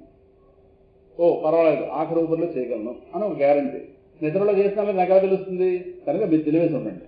తెలివేసి ఉండి నా దగ్గర నుంచి భగవనామం వినిపిస్తుందో మీరు అబ్జర్వ్ చేయండి చెప్పాడు. అయ్యోకి చెప్పాడు. ఆయన ప్రమాణం పడుతున్నాడు. రాత్రి నిద్రలో కూడా ఆయన భగవన్నామం ఆగలేదు సార్ విషయం చెప్పారు కదా. జరిగింది ఇవన్నీ. అంటే అంతగా మెలుగు ఆయన ఉపయోగించుకుంటే అక్కడి నుంచి అది మనస్సు కాస్త మనసులో నుంచి భగవన్నామం పొర్లి ప్రాణం నిండింది. నిద్రలో మనస్సు ఉండదేమో కానీ ప్రాణం ఉంటుంది. సో అక్కడ మనస్సు ప్లస్ ప్రాణం రెండు భగవన్నామాకారం చెందేయి. ఎవరికి? కాబట్టి నిద్రలేని దశలో కూడా భగవన్నామం కొనసాగింది. అయితేనే హాసలీలా నిద్రాదులు చేయించు. ఇది సంగతి. అప్పుడే అంటే మూడవస్థల్లోని అవిచ్ఛిన్నంగా భగవన్నామం సాగితేనే నిరంతర స్మరణ ఉంటుందా అని అక్కడ అన్న రూపంగా ఉటంకించారు పోతన గారు. ఆయనకు మూడవస్థల్లోనూ భగవత్ స్మరణ ఆగదు కనుక ప్రహ్లాదుడు స్మరణ భక్తికి ప్రతిరూపం. ఇలాగ స్మరణ నిరంతర స్మరణ ఎందుకు దాన్ని కొంచెం కాంట్రడిక్ట్ చేశానంటే నిరంతర స్మరణ అనేది కేవలం మెలకు వరకు ఆలోచిస్తాం. మిగతా అవస్థలో మిగతా మనం లేవేంటి, మిగతా లేవా? అది మన కాదేంటి, నిద్ర మంది కాదా, కళ మంది కాదా? మరి అక్కడ అయిపోతుంది సాధన, అక్కడ అయిపోతే ఎలా కుదురుతుంది? అక్కడ కూడా జరగాలి. అక్కడ కూడా జరగాలంటే మనస్సులో నుంచి ప్రాణంలోకి, మనస్సు ప్రాణం రెండూ కలిపి భగవన్నామంగా మారాలి. అప్పుడే ఆఖరి ఊపిరిలో భగవన్నామం వచ్చే అవకాశం. ఎందుకంటే ఎలాగో వస్తుంది చివరిలో, అప్పుడు చెప్తాను. ఎందుకు ముందే చెప్పడం ఎందుకు కనుక అవిస్మృతి అంటే చిన్న తేడా ఉంది. అవిస్మృతికి నిరంతర స్మరణకి. నిరంతర స్మరణ అంటే కేవలం మనసు ఉన్నప్పుడే అనుకుంటాం కనుక, కానీ అవిస్మృతి అంటే ఏ ఒకంత మరపు లేని స్థితి. అంటే నేనంటూ ఉన్నప్పుడు ఎప్పుడు కూడా భగవద్ విస్మృతి అక్కడ. ఇంకో నిరంతర స్మరణ అనగానే కేవలం ఒక అవస్థకి ఆలోచిస్తాం కదా అని చెప్పి మూడవస్థల్లోని సాగితే, మూడవస్థల్లోని ఆయన స్మరణ సాగితే అప్పుడు నిరంతర స్మరణ అవుతుంది. అది అవిస్మృతి అవుతుంది. అర్థమవుతుందా? జాగ్రత్తగా చిన్న చిన్న వెంట్రుకంత తేడా ఉంది. అందుకోసం ఇంత గోలగా చెప్తున్నాను. కేవలం మనం మెలకు వరకు ఆలోచిస్తాం, నిద్ర ఒక్కడం అక్కడ భగవంతులు మర్చిపోతామా? మర్చిపోతే అక్కడ ఉన్న ప్రమాదాలు అక్కడ ఉన్నాయి. మనం మెలకువలో జాగ్రత్తగా ఉన్నా కల్లో షాపుకి వెళ్ళిపోతాం. అప్పుడు కల్లో షాపుకి వెళ్ళకుండా పరమాత్మ ఆపాలి. ఎక్కడ పరమాత్మ మర్చిపోతే ఒక షాపులు సిద్ధమైపోతుంది కదా. ఇక బి చూడండి, ఇందులో చాలా పెద్ద కోరిక ఉంది. అవిస్మృత దాంట్లో చాలా పెద్ద కోరిక ఉంది, చాలా పెద్ద రహస్యం ఉంది. అది బిలో విడదీసని చాలా మంది నచ్చింది. చాలా మంది పెద్ద పెద్ద వాళ్ళు ప్రశంసలు జరిగింది. రండి, ఇప్పుడు జ్ఞాపకము మరుపు అన్నవి మనకి వేరుగా ఉన్న విషయాలకు సంబంధించినవే కానీ మనకి సంబంధించినవి కాదు. ముందరి విషయం అంటే ముందుకెళ్తాం. జ్ఞాపకం ఇదిగో నాకు ఎవరు జ్ఞాపకం ఉన్నారు, మరుపు. ఏమంటే నన్ను మర్చిపోయానంటే 10 ఏళ్ళు పెట్టండి. ఒకసారి కనిపించగానే ఇది 10 ఏళ్ళు మీరు ఏమయ్యారు అంటే 10 ఏళ్ళు బట్టి వాళ్ళు మర్చిపోయాను. 10 ఏళ్ళ తర్వాత జ్ఞాపకం వచ్చాయి. ఒక బాగున్నారా ఎక్కడున్నారు. సో ఈ జ్ఞాపకము మరుపు అన్న మాటలు మనకన్నా వేరుగా ఉన్న విషయాల పరంగా మనకున్నది. ఆ పరంగానే వాడతాం. మర్చిపోయిందా నేను చాలా రోజులు చూసి, ఓహో అలా జరిగిందా మర్చిపోయిందా అని మనకంటే వేరుగా ఉన్న విషయాల్లోనే జ్ఞాపకం మరుపును వాడతాం కదా. అనగా ఒకరిని నేను జ్ఞాపకం పెట్టుకోవచ్చు, మరచిపోవచ్చు. ఒక వస్తువును కావచ్చు, వ్యక్తిని కావచ్చు. కానీ ఈ మాట చూడండి, ఈ మాట ఎక్కడైనా విన్నారా? తర్వాత మాట, నన్ను నేను ఎప్పుడూ జ్ఞాపకం పెట్టుకుంటున్నాను, నన్ను నేను ఎప్పుడూ మరిచిపోను అని పిచ్చివాడైతే కానీ అనడం లేదు. ఈ మాట మనం వచ్చినప్పుడు మనం ఆడుకున్నామా? ఏమంటే నన్ను ఎప్పుడు జ్ఞాపకం పెట్టుకుంటానండి, నన్ను నేను ఎప్పుడూ మర్చిపోనండి అని ఎక్కడైనా ఎవరి విషయంలో అయినా సరే ఎవరైనా అన్నది ఎక్కడైనా విన్నారా? అంటారు, పిచ్చివాడు అంటాడు. బుద్ధునవాడు ఎవరో మాట అన్నారు. అర్థమైందా? నన్ను నేను ఎప్పుడు జ్ఞాపకం పెట్టుకుంటాను, నన్ను నేను ఎప్పుడూ మరవను అని ఎవరైనా వాళ్ళ విషయం పరంగా ఎప్పుడైనా చెప్పారా? మీరు ఎక్కడైనా విన్నారా? నేను విన్నాను. అందరూ కూడా. కారణం జ్ఞాపకము మరుపు అన్నవి పరాయి విషయాలకు సంబంధించి. నా దగ్గరికి వచ్చేసరికి అక్కడ రాశాను రహస్యం అది. అనగా అవిస్మృతి అద్వైత స్థితిని ప్రతిపాదించేది. ఎందుకంటే జ్ఞాపకము మరుపు కానిది అవిస్మృతి. జాగ్రత్త. అవిస్మృతి అంటే ముందు చెప్తున్నాను. స్మృతి అంటే జ్ఞాపకం, విస్మృతి అంటే మరపు. అవిస్మృతి అంటే ఈ రెండూ కానిది. జ్ఞాపకము మరుపు కానిది అవిస్మృతి. జ్ఞాపకము మరుపు అన్నవి పరాయి విషయాలకు సంబంధించినవి. అవిస్మృతి అన్నది ఆత్మ విషయం. ఆత్మ విషయం. నన్ను నేను మర్చిపోవడం అన్నది లేదు, నన్ను నేను జ్ఞాపకం పెట్టుకోవడం మీనింగ్ లెస్. ఆ వర్డ్స్ నన్ను ఏం మర్చిపోవడం, నన్ను జ్ఞాపకం పెట్టుకోవడం ఏంటి? అప్పుడు నా విషయంలో నాకు ఉన్నది ఏంటి? అవిస్మృతి. అంటే దాని అర్థం జ్ఞాపకము మరుపు ఈ రెండు విషయాలకి అతీతమైన స్థితి ప్రతి వాళ్ళకి వాళ్ళ వాళ్ళ విషయంలో ఉంది. అర్థమవుతుందన్నమాట. మన పరంగా మనకున్నది అవిస్మృతి, ఇతరుల పరంగా మనకున్నది జ్ఞాపకం మరుపు. మారుతుంటాయి అవి. కానీ మనం ఉన్నంతకాలం మనకు ఎప్పుడు ఉండేది అవిస్మృతి. మనం ఎప్పుడు ప్రేమించుకుంటున్నాం? సోమవారమా, మంగళవారమా, ఉదయమా, సాయంకాలమా, ఏకాదశ, ద్వాదశ? ఎప్పుడు మనం ప్రేమించుకున్నది ఎప్పుడు? వాళ్ళు మనం ఎప్పుడు ద్వేషించుకుంటున్నాం? తెల్లారా, సాయంకాలమా, మందులు వేసుకుంటున్నప్పుడా, ఆడదరికి వెళ్తున్నప్పుడా? ఎప్పుడైనా ద్వేషించుకున్నామా? మనం ప్రేమించుకోవడానికి స్పెషల్ డేస్ అంటూ లేవు. మనం ద్వేషించుకునే రోజు ఉండదు. కదాచిన్నాహం అప్రియ, నాకు నేను ఎప్పుడు అప్రియం కాదు. ఇంకా ఆత్మనస్తు కామాయ సర్వం ప్రియం భవతి, నా మీద నాకున్న ప్రీతి కొద్దే లోకం నాకు ప్రీతి అవుతుంది. నా మీద నాకు ప్రీతి లేకపోతే లోకంతో పని ఉంది. కానీ పెద్ద మాటలు మాట్లాడతాం, లోకం అంటే నాకు ఎంతో ప్రీతిని. పచ్చి అబద్ధం అది. నా మీద నాకున్న ప్రీతి, నా మీద నాకున్న ప్రీతి యొక్క ప్రొజెక్షనే లోకం మీద నాకున్న ప్రీతి. ఇది కనిపిస్తుంది, ఈ లోకం. విశాఖ ఉత్సవం వెళుతున్నది విశాఖ మీద ప్రేమలో కాదు, వాడికి వెళ్ళి ఆనందం వస్తుంది. రాధన ముందే తెలిసి ఇంట్లో కూర్చుంటుంది. ఇది అంతగా నమ్మంగానే వాస్తవం అవుతుంది. ఎందుకంటే వేదాంతం విన్నా నమ్మడానికి కూడా వేదాంతం వంట పడినా కూడా పుణ్యబలాలు ఉండాలి. పుణ్యబలాలు అనేది వేదాంతం వంట అందులో సత్యం కాదని కాదు, సత్యం పట్టాలని పుణ్యబలం ఉండాలి. అర్థమవుతుంది. అందువల్ల నా మీద నాకున్న ప్రీతే నా చేత కర్మలు చేస్తుంది, ప్రపంచంలో తిప్పుతుంది. అదే నా షాపులు తిరిగాక మోకాళ్ళ నొప్పులు వస్తే అయిపోతాం. ఎందుకు అయిపోతాం? విశాఖపట్నం షాపులను అయిపోయినా అదే ఎందుకు అయిపోయాం? మరి అది అంటే నా మీద ప్రీతేనా? అది సంగతి. తెల్లాలేసి మళ్ళీ ఎనర్జీ వస్తే మళ్ళీ వెళ్ళాక అదే షాప్, అది సంగతి. షాప్ మీ ప్రీత, నా మీ ప్రీత. అమ్మా ఇప్పుడు దొరికేది ఎంతమంది కదా. షాప్ మీ ప్రీతి కాదు, నా మీ ప్రీతి. నావి నాకు ఏ వయసులో ప్రీతి ఉంటుంది? ఇప్పుడు ఉంటుంది. నాకు నేను ఎప్పుడూ అయిష్టం కాదు, నాకు నేను ఎప్పుడు అసహ్యం అవ్వను. నా ఎందుకు నాకు ఎప్పుడు అది పరమ సత్యాలు. అది పరమ పరమ పరమ ప్రపంచాన్ని నడుపుతున్న సత్యం ఇది. అర్థమవుతుంది. దీన్ని బోల్డ్ ఎలా కొడుతుంటాం. నేను వాడిని ఇలా పెంచాను, అలా పెంచాను. కాదు కాదు కాదు, నా మీద నాకున్న ప్రీతి, నా మీద నాకున్న ప్రీతి వాడిని పెంచినట్టుగా చేసింది. యథార్థమైంది. సత్యం మాట్లాడుకుందాం సభల్లో కదా.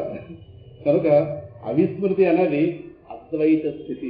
జాగ్రత్త పట్టుకుంటే ద్వైతానికి సంబంధించినవి జ్ఞాపకం వరకు, అవిస్మృతి అద్వైత స్థితి. అంటే నా యందు నాకు ఉండేది అవిస్మృతి. ఇతరుల పట్ల ఎవరైనా కావచ్చు, ఇతరుల పట్ల ఉండేది స్మృతి, విస్మృతి కదా. అర్థమవుతుందా? అది సంగతి. అనగా స్వామి, నేను నీకు ఎంత మాత్రం వేరు కాని వాడినయ్యా. ఇక్కడ అవిస్మృతి అడుగుతున్నాడంటే అవిస్మృతి చరణారవిందే అడిగాడు ముకుందమాల స్తోత్రకర్త కదా. అవిస్మృతి అడుగుతాడు, ఏం కోరుకుంటున్నాడు? నేను నీకు ఎంత మాత్రం వేరు కాని వాడిని, ఎందుకు ఈ పరీక్ష? శీఘ్రంగా నన్ను నీ దగ్గరికి తీసుకుని నీవుగా తీసుకో అని కెరటం కడలిని ప్రార్థించడం లాంటిదే. ఇంకోటి కూడా రాశాను, చేప నీటిని ప్రార్థించడం లాంటిదే. అనగా నీ జ్ఞానం కలిగించు. నీకన్నా ఏ ఒకంత వేరుగా ఉన్నా శాంతి ఉండదు. నీవే నేను, నేనే నీవని అనుభూతి కలిగితేనే అదే అవిస్మృతి. సో ఆయన అవిస్మృతిని అడగడంలో ఏం కోరుతున్నాడు? పరమాత్మతో అద్వయ స్థితి పట్టిందా బుద్ధికి? పరమాత్మను చూడడంలో ఇంకోట్లో పూర్ణ తృప్తి ఉండదు. వాడే నేను, నేనే వాడు అయితేనే బయట అయ్యే ఉన్నాం. జ్ఞానం కలగాలి. అందుకే అవిస్మృతి అద్వైత జ్ఞానాన్ని కోరుతూ ఉంది. అవిస్మృతి అంటే అద్వైత జ్ఞానం. ఒక చేప నీటి దూరం చేసిన తర్వాత నీటి నుంచి సపోజ్ దాన్ని ఒక 10 అడుగుల దూరంలో ఉంచామనుకోండి, దాని బాధ ఉంటుందా?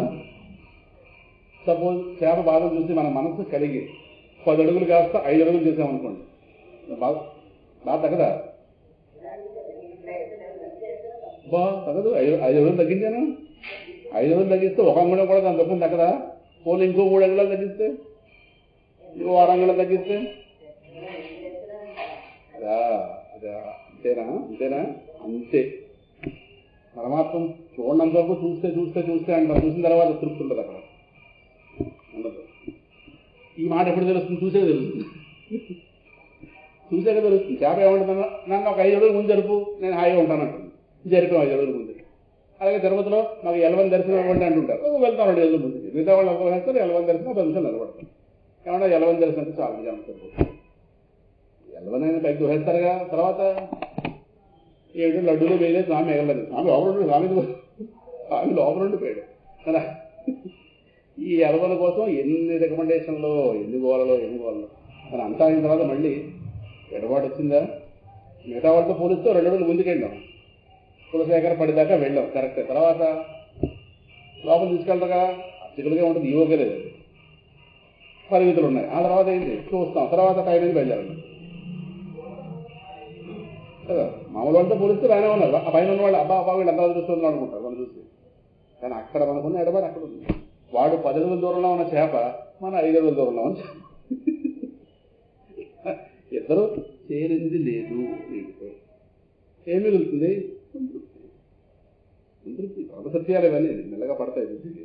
కనుక ఎక్కడుంది? మీరు ఇందాక అన్నారే, ఏ ఒకంత దూరంగా ఉంచినా చేపకు తృప్తి ఉండదు. దాన్ని నీళ్ళలో పడేస్తుంది. ఆ నీళ్ళలో పడిన స్థితి అద్వైతం. సెపరేషన్ ఉందా? దుఃఖం వస్తుంది. సో ఆ అద్వయ స్థితికి సంబంధించిన జ్ఞానం నాకు ప్రసాదించిన అవిస్మృతి త్వచ్చరణారవిందే అన్న చోట కులశేఖరాల వారి దృష్టి అది. అదే గోపికలు అడిగింది కూడా, నీ విరహం ఏదైతే ఉందో భరించలేము. వరద నిఘ్నత నేహ కిం వథ. ముకుందమాల గోపికా గీతంలో 3వ శ్లోకంలో, శరదు దాసయే సాధుజాత సరసిజోదర శ్రీముషాదృశ సురతనాథతే అశుల్క దాసికా వరద నిఘ్నత నేహ కిం వథ. ఎందుకు మాకు ఈ చావు అని అడిగారు. ఓ వరద, ఎందుకు మాకు ఈ చావు? ఏట చావు? నీతో విరహమే మాకు చావు. ఆ ఎడబాటు అనేది కృష్ణ విరహం భరించలేని గోపికలు పడేదే. గోపికలని చెప్తున్నాం కదా. సో ఈయన గారు ఇక్కడ అవిస్మృతి అడుగుతున్నాడంటే, ఇప్పుడు స్మరణైనా ఎన్నాళ్ళు చేస్తాం మన తర్వాత ప్రయత్నం అంటే ప్రయత్నం ఎక్కడొక్కడ ఆగాలిగా. ప్రయత్నరహిత స్థితి రావాలి, సహజ స్థితి రావద్దా? ప్రయత్నం అంటే అక్కడ అసహజమేది. సో ఆ భగవద్ అనుభూతి కలిగిన తర్వాత అనుభూతిలో ఉండడమే కానీ మళ్ళీ అక్కడ స్మరణ, మళ్ళీ సాధన, ఇవన్నీ ఎక్కడో చోట ఆగాలి. పిల్లలు కూడా పరీక్షలు పెడుతున్నా ఎన్నో రాస్తాడు, పరీక్షలో రిజల్ట్ రావాలని అడుగుతారు. ఏదైనా కర్మ ఎంతకాలం చేస్తాం? ఎక్కడో అక్కడ పరమాత్మతో ఐక్యం రావాలి. అవుతుందా? అందువల్ల ప్రహ్లాదుడు భగవత్ పాదాల మీద అవిస్మృతి సాకార రూపం. ఇంకా మూడోది ఒకటి ఉంది. ఇక అవిస్మృతి కూడా దేని గురించి అడిగాడు? ఇందులో రహస్యం ఉంటుంది. పాద పద్మాలకు సంబంధించినది అయి ఉన్నది. భగవత్ పాదారవింద అవిస్మృతి అని చెప్పాం. అంటే ఆయన అవిస్మృతి భగవంతుడి యొక్క పాద పద్మాలకు సంబంధించినది. ఏ పాదాలు ఎందుకు అడిగాడు? తలకే అడగచ్చుగా, అక్కడ రహస్యం.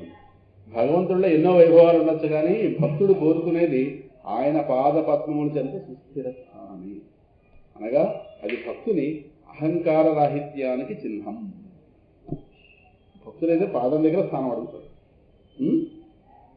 అవతలవాడి పాదాలపై పడటం తక్కువ పనిగా భావించే స్థితి అహంకారం. ఇంకా దాంట్లో పదాలు ఉన్నాయా? వింటవలేదా? అంటే అయినా భక్తుడిని అమాయకుడు అనుకుంటే మనం అమాయకుడు. ఆ పాదాలు ఏమైనా సామాన్యమా? వామన అవతారంలో ఆ 2 పాదాలతోనే కదా విశ్వం యావత్తును కొలిచినది. అవి చిన్న పాదాల్లో కనిపిస్తున్నాయి, కానీ వాటితోనే కొలిచాడు విశ్వం మొత్తాన్ని. విశ్వం అంతా ఎక్కడుంది? వాటిలోనే. వాడు ఆ పాదాల దగ్గర స్థానం అడిగాడంటే అక్కడ వాడికి ఏం దక్కినట్టు? విశ్వం మొత్తం వాడికి దక్కింది. విశ్వం మొత్తాన్ని ప్లేట్లో పెట్టి ఇచ్చినట్టుగా వాడు 2 పాదాల్లో విశ్వం అంతా ఉంది. 2 పాదాలతోనే త్రివిక్రముడిగా వచ్చి స్వామి వ్యాపించాడుగా పాదాలంతటాను. అందువల్ల విశ్వం యావత్తును కొలిచిన పాదాలు 2ను, అనగా సమస్తం ఆ పాద పద్మాల్లోనే ఉంది.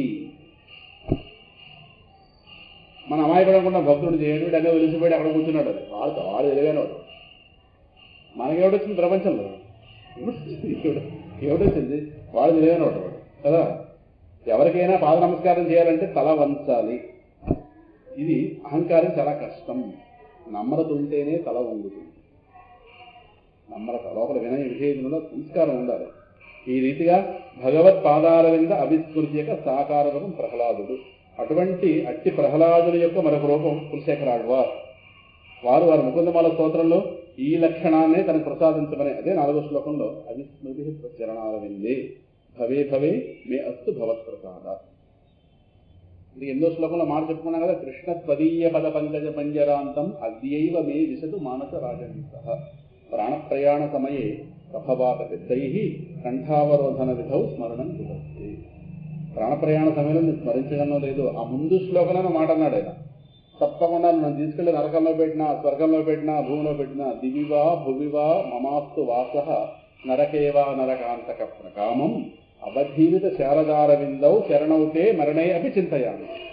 తప్పకుండా మరణ సమయంలో నేను ఈ పాదారవిందాలను స్మరించి తీరుతానన్నవాడు 7వ శ్లోకంలో. 8వ శ్లోకంలో డౌట్ పడిపోయింది. నెక్స్ట్ శ్లోకంలో ఏదో అన్నాను కానీ ఎలా స్మరించగలను అనుకున్నావు? ఏ ప్రాణప్రయాణ సమయంలో ప్రాణం నా మాట వినదు. అల్లజడి ఏర్పడిపోతుంది హృదయంలో, గాబర ఏర్పడిపోతుంది. కఫవాత పైత్యాలు ప్రకోపిస్తాయి దేహంలో. మాట వినదు, మనసు మాట వినదు, శరీరం మాట వినదు. మనం ఒకటి అనుకుంటే ఆ 3 ఇందులో ప్రవర్తిస్తాయి. కారణం గాబరా వచ్చేస్తుంది ఆ సమయం. అది పుట్టినరోజు జరుపుకున్నట్టు ఉండదు. సరేనా? అదే పుట్టినరోజు జరుపుకున్నట్టు ఉండదు అది. కనుక ఇగో ఆ సమయంలో మనస్సుకి ప్రాణానికి లింక్ కనుక ఉంటే ఆ ఆఖరి ఊపిరి వేళకి ప్రాణమే జయిస్తుంది మనసు. ఆ ప్రాణం పడే గాబరాలో మనసు గాబరాడు. అది ఆయన ఏమన్నాడంటే, ఆఖరి ఊపిరి వేళకి ప్రాణానికి లింక్ ఉండిపోతే కష్టం. నువ్వు మనస్సుని ఇప్పుడే ప్రాణంతో వేసేసుకోవాలి చేసి, కృష్ణ నీ పాదార విందమనే పంజరంలోకి నా మనస్సుని ఇప్పుడే ప్రవేశపెట్టాడు. అది క్షేమంగా ఉంటుంది. ఎందుకంటే స్మరణ రావాల్సిన మనస్సుకి ప్రాణం కాదు. అది క్షేమంగా ఉంటుంది. ఇప్పుడు ప్రాణప్రయాణ సమయంలో దాని పద్ధతి అది పోతుంది. ఈ లింక్ ఓడగొట్టమని అడిగాడు ఆయన అడిగింది అది. ఈ లింక్ ఓడగొట్టేస్తే ఎప్పుడు అద్యైవ ఇప్పుడే ఇప్పుడే ఇప్పుడే ఇప్పుడే ఇప్పుడే. అది 8వ శ్లోకం ముకుందమాలలో. కృష్ణ త్వదీయ పద పంకజ పంజరాంతం అద్యైవ మే విశతు మానస రాజహంస. నా మనసనే రాజహంస నీ పాదారవింద పంజరంలోకి ఇప్పుడే ప్రవేశించుగాక. ప్రాణప్రయాణ సమయే కఫవాత పిత్తై కంఠావరోధన విధౌ స్మరణం. ఎందుకంటే వాత ప్రకోపం వల్ల శరీరం మాట వింది. ఆ సమయంలో అనుకుంటాం 2 చేతులు నమస్కరిద్దామని కాదు, ఇంద్రియాలు గాబరా పెట్టేస్తాయి. ఇంకా పైత్య ప్రకోపం వల్ల మనసు మాట విందు, కఫ ప్రకోపం వల్ల కంఠం మంచిది. భగవన్నామని చెప్పాలంటే 3 చేయాలి ఏదో ఒకటి కదా. 3 మాట అంటే శరీరంలో మనవి అనుకున్న ప్రస్తుతానికి మన అదుపులో ఉన్నాయనుకున్నవి ఏవి అప్పుడు అదుపులో ఉంటుంది. లోపల దృష్టి ఉన్న భావం ప్రకటించే అవకాశం ఉంటుంది. చుట్టూ ఉన్నాడు గాబరా పెట్టేస్తుంటారు. ఎదురు గౌరవించారు వాళ్ళు గాబరా పెట్టాల్సిన కారణం నువ్వు వెళ్ళిపోతే నీ అంత హింస పెట్టాడు మమ్మల్ని ఎవరు దొరుకుతాడు వాళ్ళ వాడు మేము హింస పడ్డాక నువ్వు ఉండాలి కదా కదా మాకు ఎవరు ఉంటారు నువ్వు ఉంటే మాకు ఏదో కాలక్షేపం అవుతుంది నువ్వు వెళ్ళిపోతే మాకు ఎవరు ఉంటారు హింసించినా కానీ అది వాళ్ళ భయం వాళ్ళది అప్పుడే వెళ్ళిపోతున్నావా మా హింస ఇంకా పడదా అని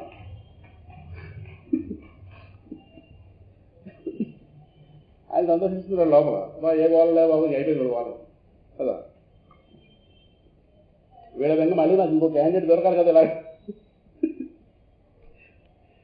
ఇది వీళ్ళ బెంగ ఇది అందువల్ల వీళ్ళు ఇలా వ్యక్తం చేస్తుంటారు వీళ్ళు ఈ గాబరా ఉంటుంది ఈ సమయంలో ఏదో ఒక 20 బస్సులు ఒక్కసారి ఆర్టీసీ కాంప్లెక్స్లో వస్తే ఎన్ని హార్లు మోగుతాయి అలా ఉంటుంది హృదయంలో లోపల గాబరా బయట గాబరా లోపల గాబరా బయట గాబరా పైన వీళ్ళ మాటలు గాబరా గాబరా గాబరా లోపల కాస్త ఇవేమి మాటగనంటారు ఇవన్నీ ఇప్పుడు తెలియవు అప్పుడు తెలుసు తెలిసాక మళ్ళీ వెనక్కిరాం వచ్చిన వాళ్ళది ఇది నలుగురు చెప్పుకోలేని అనుభవం ఇది ఒకసారి అనుభవంలోకి వచ్చి వెనక్కి వెళ్ళిపోతే మళ్ళీ మిగిలితే పర్వాలేదు అవకాశం లేదు ఇది ఒకసారి వచ్చిందో బయటకు వెళ్ళిపోవడమే అందువల్ల ఇది ఋషులే ఆలోచన చేసి వాళ్ళు చెప్తారు వాళ్ళకి అన్ని తెలిస్తే కానీ దాన్ని మనం చెప్పుకోవడమే అందువల్ల ఏ మామూలు అనుభవాల్లో ఉండదు ఇది ఆ టైంలో మరి మన సాధన నెగ్గు తేలిపోతుంది అందుకే ఆయన అడిగింది ఏంటంటే ఆయన ఆఖరి ఊపిరిలో నీ స్మరణ కలుగుతుందో లేదు కనుక ఇప్పుడే నా మనసును నీ పాదార వింద భజనలో ప్రవేశపెట్టేది అక్కడ రహస్యం మనం విప్పుకున్నాం జ్ఞాపకం ఉందో లేదో ఎవరుందా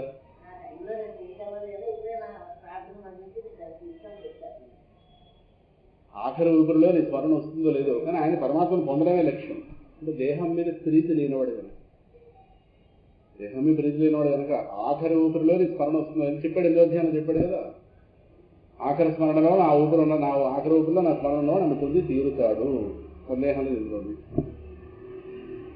ఎన్నోధ్యాయం 5వ శ్లోకంలో వస్తుంది కనుక నిన్ను పొందడమే నా జీవిత లక్ష్యం కనుక ఆఖరి ఊపిరిలో నీ స్మరణ చేయగలనో లేదో నిన్ను స్మరణ చేసుకోగలుగుతున్న ఈ క్షణాన్ని డాష్ డాష్ డాష్ డాష్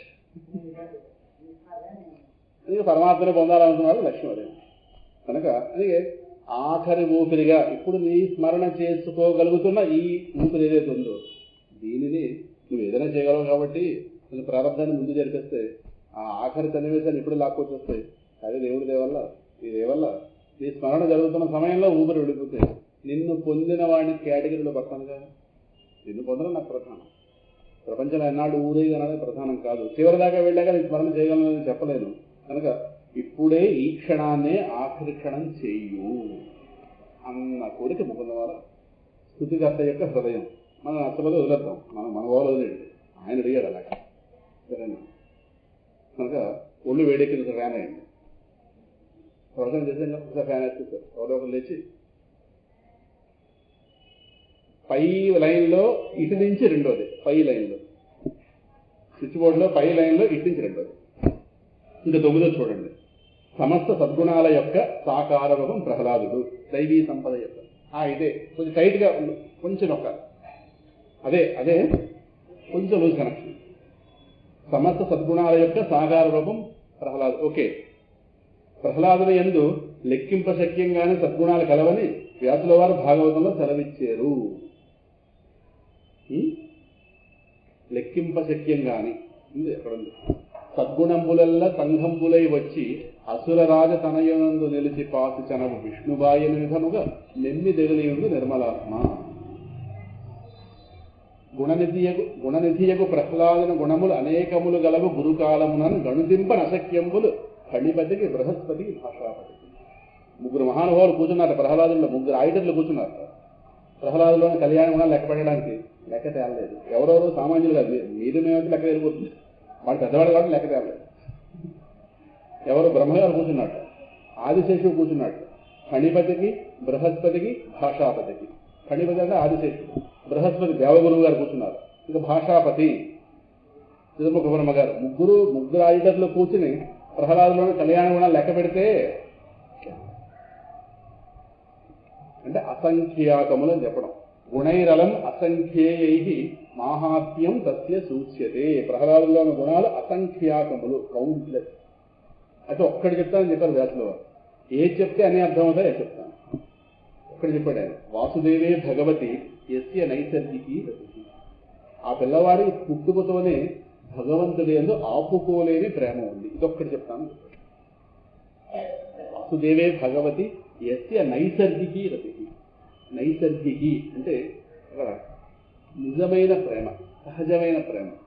ఇప్పుడు పుట్టుకతోనే, పుట్టేక తెచ్చుకున్నది కాదు, పుట్టుకతోనే తెచ్చుకున్నది. ఇక్కడి నుంచే బయలుదేరే మనలో ఆలోచన. ఒక మాట బయలుదేరుతుంది, పుట్టుకతో వచ్చినది కూడకల దాకా పోదురా అన్నమాట ఇక్కడ బయలుదేరి. ఈ మాట ఇక్కడ బయలుదేరి లేదా పిల్లవాడికి భక్తి దూరం చేయగలరు కదా అంటే దాని అర్థం అదే మేము మారవండి మేము ఇలాగే ఉంటామని సిద్ధాంతం చేయడం. మారడం కష్టం అన్నారు కానీ మారవని చెప్పలేదు. ఇది సహజంగా వచ్చిందని శక్తి ఎక్కువ ఉంటుంది లోపల ఉన్నది.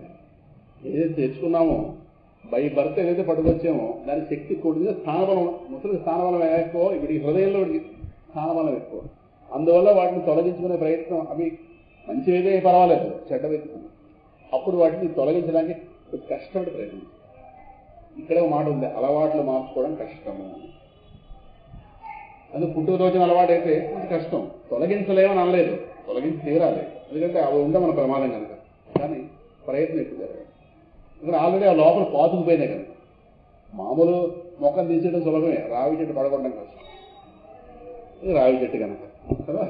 అలాగే ఏవైతే మనలో ఉండి మనకు అవలక్షణాలు ఉండి మనకు ప్రమాదంగా మారాయో, మన యొక్క మోక్షానికి ఆటంకంగా మారే వాటిని తప్పనిసరిగా ప్రయత్నాన్ని తొలగించలేదు. ప్రయత్నిస్తుంటే పరమాత్మ అనుగ్రహం వస్తుంది.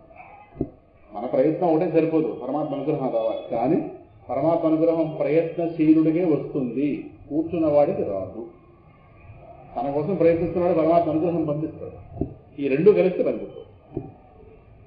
పడవంటూ తీసి నీళ్లలో పెడితే గాలి వస్తే తెరజాప దాని అనుగుణంగా తిరిగి ప్రయాణం జరుగుతుంది. పడవ ఒడ్డును పెట్టుకుని గాలి రావాలంటే గాలి వస్తుంది కరెక్టే, పడవ వెళ్ళాలిగా నీళ్ళల్లో. ప్రయత్నశీలుడికే పరమాత్మ లభించేది స్పష్టంగా ఉంది. సర్వేశ్వరుడు భగవాను యందువలే ప్రహ్లాదుని యందు మహాత్ముల గుణములు చాలా కలవు అనగా కవులు అనగా జ్ఞానులు ఆ సద్గుణాలను పలుమార్లు వర్ణిస్తున్నారు. మహాత్ములైన వారు వాటిని అలవర్చుకుంటున్నారు. అవి నేటికి అంతర్ధానం కాలేదు. సత్పురుషుల గాథలను చెప్పే దేవతా సభల్లో దేవతలు వారికి బద్ధ విరోధులైన అసురులలో ఒకడైన ప్రహ్లాదుని కీర్తిస్తున్నారు. సద్గుణాలన్నీ మాకు ప్రహ్లాదుల హృదయమే క్షేమం అని గుంపుగా వచ్చి ప్రహ్లాద హృదయాన్ని వరించేది పోతన గారు చెప్పడం. ఇవన్నీ పోతన గారి పద్యాల్లో విషయాలు. దేవతల యొక్క సభల్లో కూడా కీర్తింపబడాడు ఎవరు? దేవతలకు శత్రువైన ప్రహ్లాదు. శత్రువుని కీర్తించారు అంటే ఎంత గొప్పవాడు. అది సంగతి. కనుక జ్ఞానగుణసాగరులైన జయ హనుమాన జ్ఞానగుణసాగర పదం అందుకు వాడాను. జ్ఞానగుణసాగరులైనటువంటి హనుమ ప్రహ్లాదు యొక్క ధ్యానం మనలో సద్గుణ సంపదను పెంచుతుంది, సందేహము లేదు. అందుకు పిల్లలకి వీళ్ళని పట్టించాలి. అంటే మన సద్గుణాలు కలిగాను కాదు, మనం పట్టు. ఎవరిని ధ్యానిస్తే వాళ్ళ గుణం మనం పట్టుకుంటుంది. ఇదే రహస్యం. ఇది ఏ పదార్థం పట్టుకుని దాని వాసన అంటుకున్నట్టుగా ఎవరిని ధ్యానిస్తే వాళ్ళ గుణం మనం పట్టుకుంటాం. జ్ఞానగుణ సాగరుడు ఎవరు? స్వామి హనుమ. కళ్యాణ గుణాల ఒక రాశీభూత స్వరూపుడు. అందుకే తులసిదాసు గారు ఆనందంగా చెప్పారు ముందే, జయ హనుమాన జ్ఞానగుణ సాగర జయ కపీచ శిహులోక ఉజాల. అన్ని గుణాలు ప్రయత్నం చేసి పొందడం అంటే కష్టం, ఒక జన్మలో పొందలేకపోవచ్చు. అన్నీ పొందిన వాడిని ధ్యానిస్తే వేల కోట్లు సంపాదించడం మనకు కష్టం. వేల కోట్లు ఉన్నవాడు మన స్నేహితుడైతే వాడు గోదావరి మనం అనుకుంటాం. ఇది తెలివితేటది. అలాగే జ్ఞానగుణ సాగరులు వాళ్ళిద్దరు ఉన్నారు. ఒక్కసారి వాళ్ళని కనుక హృదయంలో ధ్యానిస్తే ఆ లక్షణం పట్టుకుంటుంది. కర్పూరానికే ఉండే సువాసన అందించే శక్తి మహాత్ముడు ఉండదా? అందుకే సత్పురుష సహవాసము చెప్పింది. వాళ్ళు ఎంతో కష్టపడి సాధించుకుంటారు వాటన్నింటినీ, మనం అంత కష్టపడక్కర్లేదు. ఇప్పుడు ఎవడో కర్రలు పట్టుకొచ్చి కిరసనాలు పట్టుకొచ్చి మంట వేస్తాడు, మనం శ్రమ పడక్కర్లేదండి, మంట దగ్గర కూర్చుంటే చాలు. వాడు శ్రమ పడ్డాడు, మంట వేసాడు, రాత్రి కర్రలు తెచ్చాడు, నానా గోలా పడింది వాడు. మనం కొంచెం వాడితో ఏమనుకోదని చెప్పి కూర్చుంటుంది. వేడి వాడు ఒకటికే కాదు మనకి తగులు, మనం కూడా హాయిగా వెచ్చగా ఉంటాం. ఉదయం పూట మంటలు చెప్తున్నాం. అలాగే ఆత్మలు ఎన్నో కష్టపడి వాళ్ళు సాధించారు సద్గుణాలని. వాళ్ళతో స్నేహం చేస్తే చాలు, పెద్ద అక్కర్లేదు. వాళ్ళ హృదయంలో స్థానం సంపాదిస్తే చాలు. ఆ లక్షణాలు మనకు వచ్చాయి, సందేహం లేదు. దీన్నే సత్సంగము. ఈ సత్సంగం సాగుతుంటేనే లక్షణాలు మనకు. అట్ ది సేమ్ టైం దుస్సంగం ఉండదు. దుస్సంగం వస్తే మడిపోతుంది. నీళ్ళు మీద నుంచి నీళ్ళు పోస్తే అడుగు నుంచి పోతున్నట్టుగా ఈ దుస్సంగం సర్వథైవ త్యాజ్య.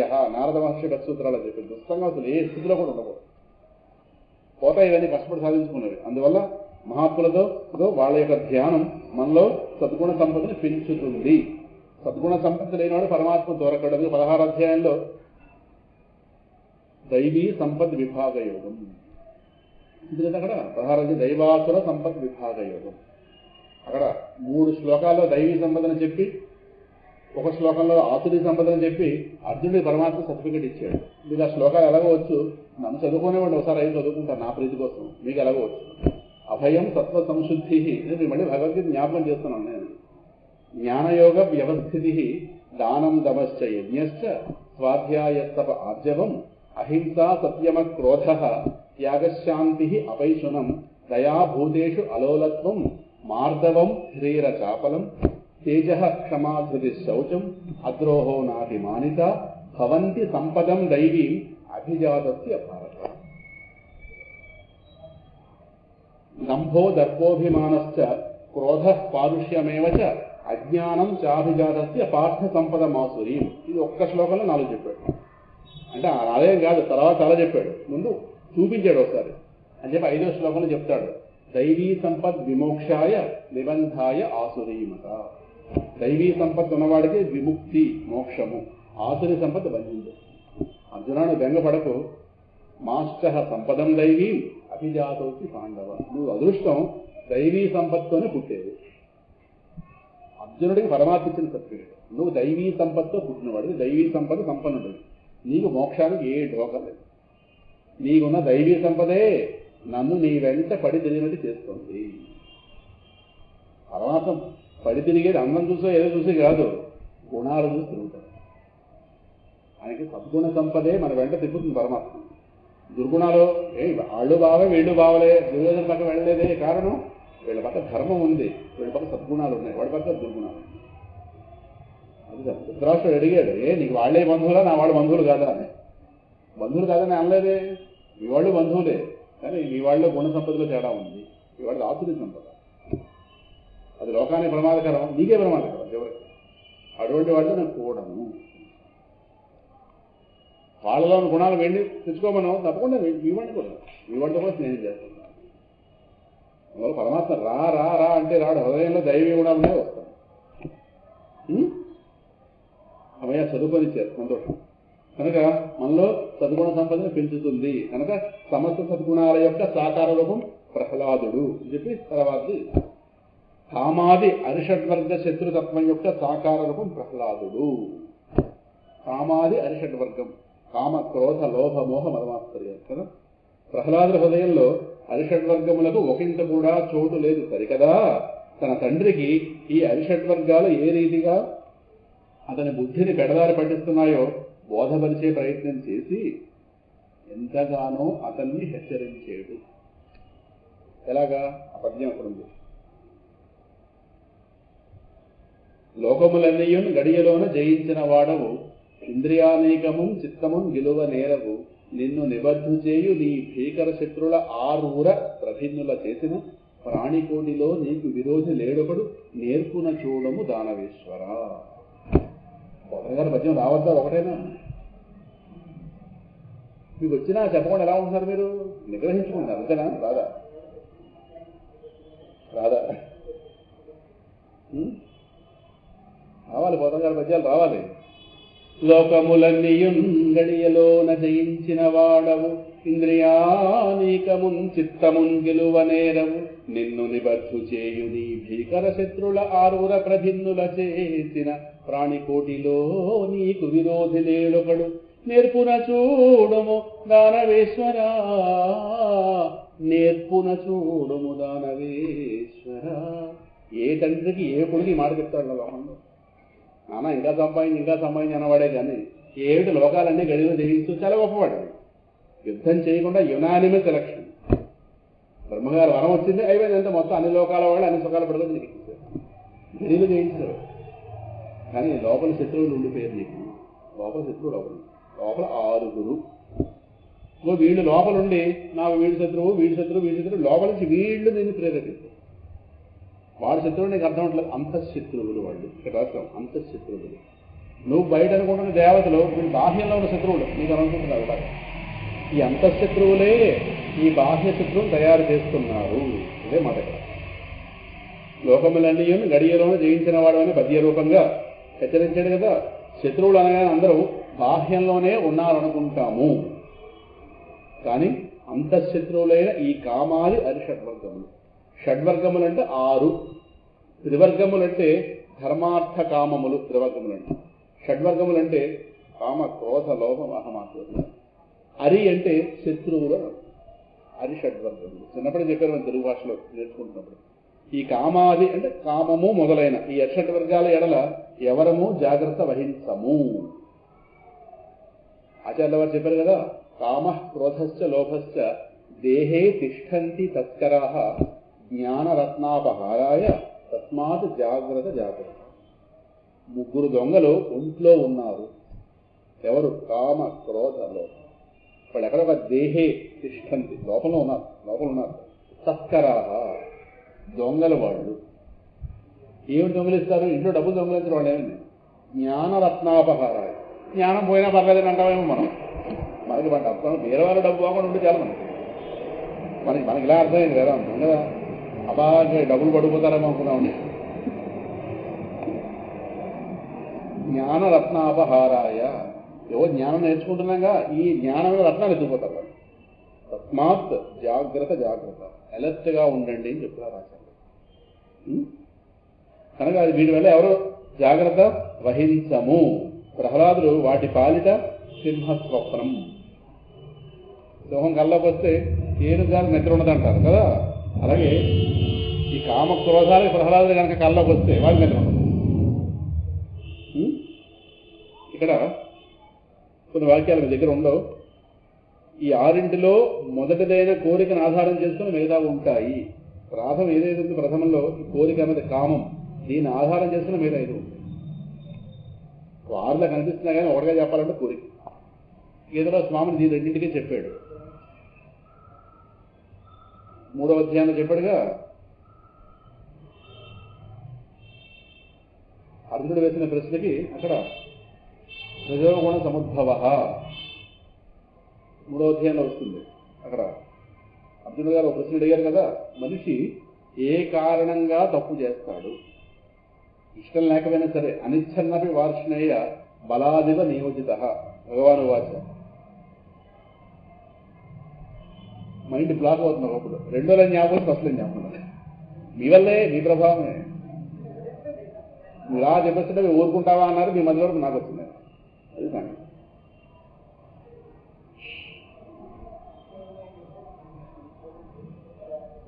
ఉద్యోగుణ సముద్భవ అదే 2 సరైన వస్తుంది. 2 వెళ్ళేలోపు చెప్తాను. ఇక్కడ స్వామి ఇస్తాడు లోపల నుంచి. కనుక ఇక్కడ ప్రహ్లాదుడు వాడి పాలిట సింహస్వప్నం. ఎలాగా? స్వామిని ఆయన ఏం కోరుకున్నాడు? ఎన్నటికీ తన హృదయంలో ఎట్టి సంసార సంబంధ కోరికలు మొలకెత్తకుండా ఉండే రీతి కోరిక కోరి నరహరిని దేవతలని ఆశ్చర్యపరిచాడు. ప్రహ్లాదుడు ఏ కోరిక చెప్పుకున్నాం కదా. ఈయన గారు అలా కోరుకుని తినేస్తున్నాడు పట్టుకుని. ఏదోడు కోరుకో. ఆయన కోరిక చాలా దూరమైన వాడు. కోరుకోకపోతే ఈయన ఒప్పుకోడు. మిగతా అందరూ కూడా పెద్ద ఆయన చెప్తుంది కాదు కోరుకోవడానికి ఏముంది. ఆయన ఇచ్చిన కోరిక నీకు ఏ ప్రమాదం అవ్వదు, కోరుకో చెప్పు. కర్మఫల ప్రదాతే వెంటపడ్డాడు. నీ కోరికలు కోరుకోరా బాబు, ఏదో తెస్తానండి. మనం వాడి వెంట పడతాం, వాడి వెంట పడతాం. అందరికీ కోరికలు తీర్చేవాడు తీర్చినవాడు ఎవడో ఒకడు ఉంటే వాడు కాస్త పిల్లవాడు వెంటపడి ఏదోడు కోరుకో, ప్లీజ్ అన్నాడు పరమాత్మ. ఇలా బొగ్గ పట్టుకుని ప్లీజ్. ఎవరు? ప్రహ్లాదు. ఈయన గారు కోరిక పరమశత్రువు. కోరుకోకపోతే ఈయన ఒప్పుకోవట్లేదు. ఏం కోరాడు? ఆ శ్లోకం ఎలాగవచ్చు, అన్నీ వచ్చు. యదిరాశీషమే కామాన్ వరాన్స్వం వరదర్శభ కామానాం హృదయ సంరోహం భవతస్తు హృదయవనం. పరమాత్మ, మంచి కోరిక కోరుకుంటాను నేను. నీ అనుగ్రహం నాకు ఈ కోరిక తీరాలి. ఏంటి తెలిసినా, ఇవాళే కాదు ఎప్పటికీ కూడా నా హృదయంలో ఎటువంటి కోరికలు మొలకెత్తకుండా ఉండే రీతి కోరిక తీర్చు. ఇది అదే. కోరుకున్నాడా? కోరుకోలేదా? కోరుకో. అది తెలివితేటలు కదా. అదే ఎప్పటికీ తన హృదయంలో ఎట్టి సంసార సంబంధ కోరికలు, మళ్ళీ ఈ దేహంలోకి మళ్ళీ దేహాలు ధరింపజేసేటటువంటి ఏ రకమైన కోరికలు, ప్రపంచాన్ని కోరుకున్నామా దేహం వచ్చేస్తుంది. ప్రపంచ విషయాలను కోరుకుంటే మరి వాటిని భోగించడానికి దేహం ఉండదు. వేడి ఉప్మా ప్లేట్లో పెడితే తినడానికి స్పూన్ ఉండాలిగా. స్పూన్ తినం, స్పూను సహాయంతో ఉప్మా తింటాం. కారణం వేడి ఉంది కనుక కదా. అమృతం అందుకే వేడి ఉప్మా ఇచ్చేవాడు స్పూన్ కూడా ఇస్తారు. అలాగే ప్రపంచ విషయాల మీద మోజు ఉండిపోతే వాటిని భోగించడానికి దేహం రావాలి. దేహం ద్వారానే ప్రపంచాన్ని అనుభవించాలి. కనుక ప్రపంచం ముచ్చట్లు తయారు చేసుకుంటే కొత్త దేహం వస్తుంది. మళ్ళీ ఇది అర్థం కావాలి. ఇక్కడ ఇదే పునర్జన్మిస్తున్నాం. దేహం లేకుండా విషయాన్ని అనుభవించండి. ఎలా అనుభవిస్తుంది? అర్థమవుతుందా? దేహం వచ్చిందంటే కోరుకునే కూడా వచ్చింది. కోరుకునే వస్తుంది. దేహం వచ్చిందా గోవిందా గోవిందా నాకు అర్థమైపోయింది. కనుక అందుకే ఆయన గారు ఎట్టి సంసార సంబంధ కోరికలు ఎప్పటికీ మూలకెత్తకుండా ఉండే రీతి కోరిక నరహరిని కోరి, అటువంటి కోరిక కోరి నరహరిని దేవతలని ఆశ్చర్యపడుతుంది. దేవతలు లోపల గాబరా పడిపోతున్నారు. ఈ పిల్లవాడికి ఆయన అంత ప్రయారిటీ ఇవ్వడం ఏంటి? మమ్మల్ని పట్టించుకోవడం ఎన్ని స్తోత్రాలు చేసాం, మా ప్రసన్నం అవ్వలేదు. పిల్లవాడు నమస్కారం పెట్టగానే నేను ప్రసన్నం అయిపోయి ఏంటి పిల్లవాడు గొప్పదా అని లోపల వీళ్ళకి అసూయ ఏర్పడింది. ఓహో ఈ పిల్లవాడు గొప్పతనం ఏంటి మీరు చూపించాలని చెప్పి ఈయన ఒక ఒత్తిడి తీసుకొచ్చారు. కోరుకో. అప్పుడు ఆ పిల్లవాడు చెప్పిన సమాధానం చెప్పి దేవతను తలంచుకున్నారు. అందుగా ఈ పిల్లవాడు అంత గొప్పవాడు. ఎందుకు గొప్పవాడు అంటే అందుకు గొప్పవాడు. అర్థమవుతుంది. తన సమస్య ఏంటో అర్థమైంది. కనుక ఈ రీతిగా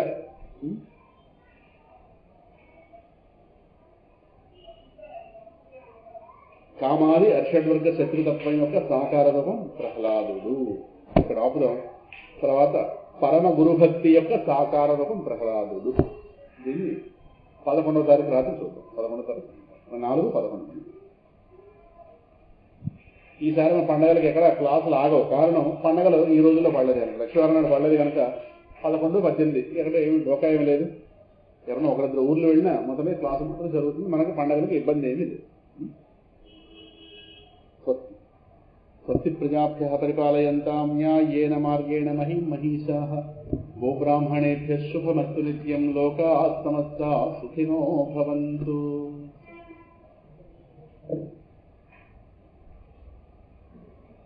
కామయేష క్రోధయేష రజోగుణ సముద్భవః మహాశనో మహాపాప్మా విధ్యేన మిహ వైరీణం. వచ్చేసిందా? కొంచెం సెల్స్ అలా డియాక్టివ్ అవుతుంటే ఎప్పుడప్పుడు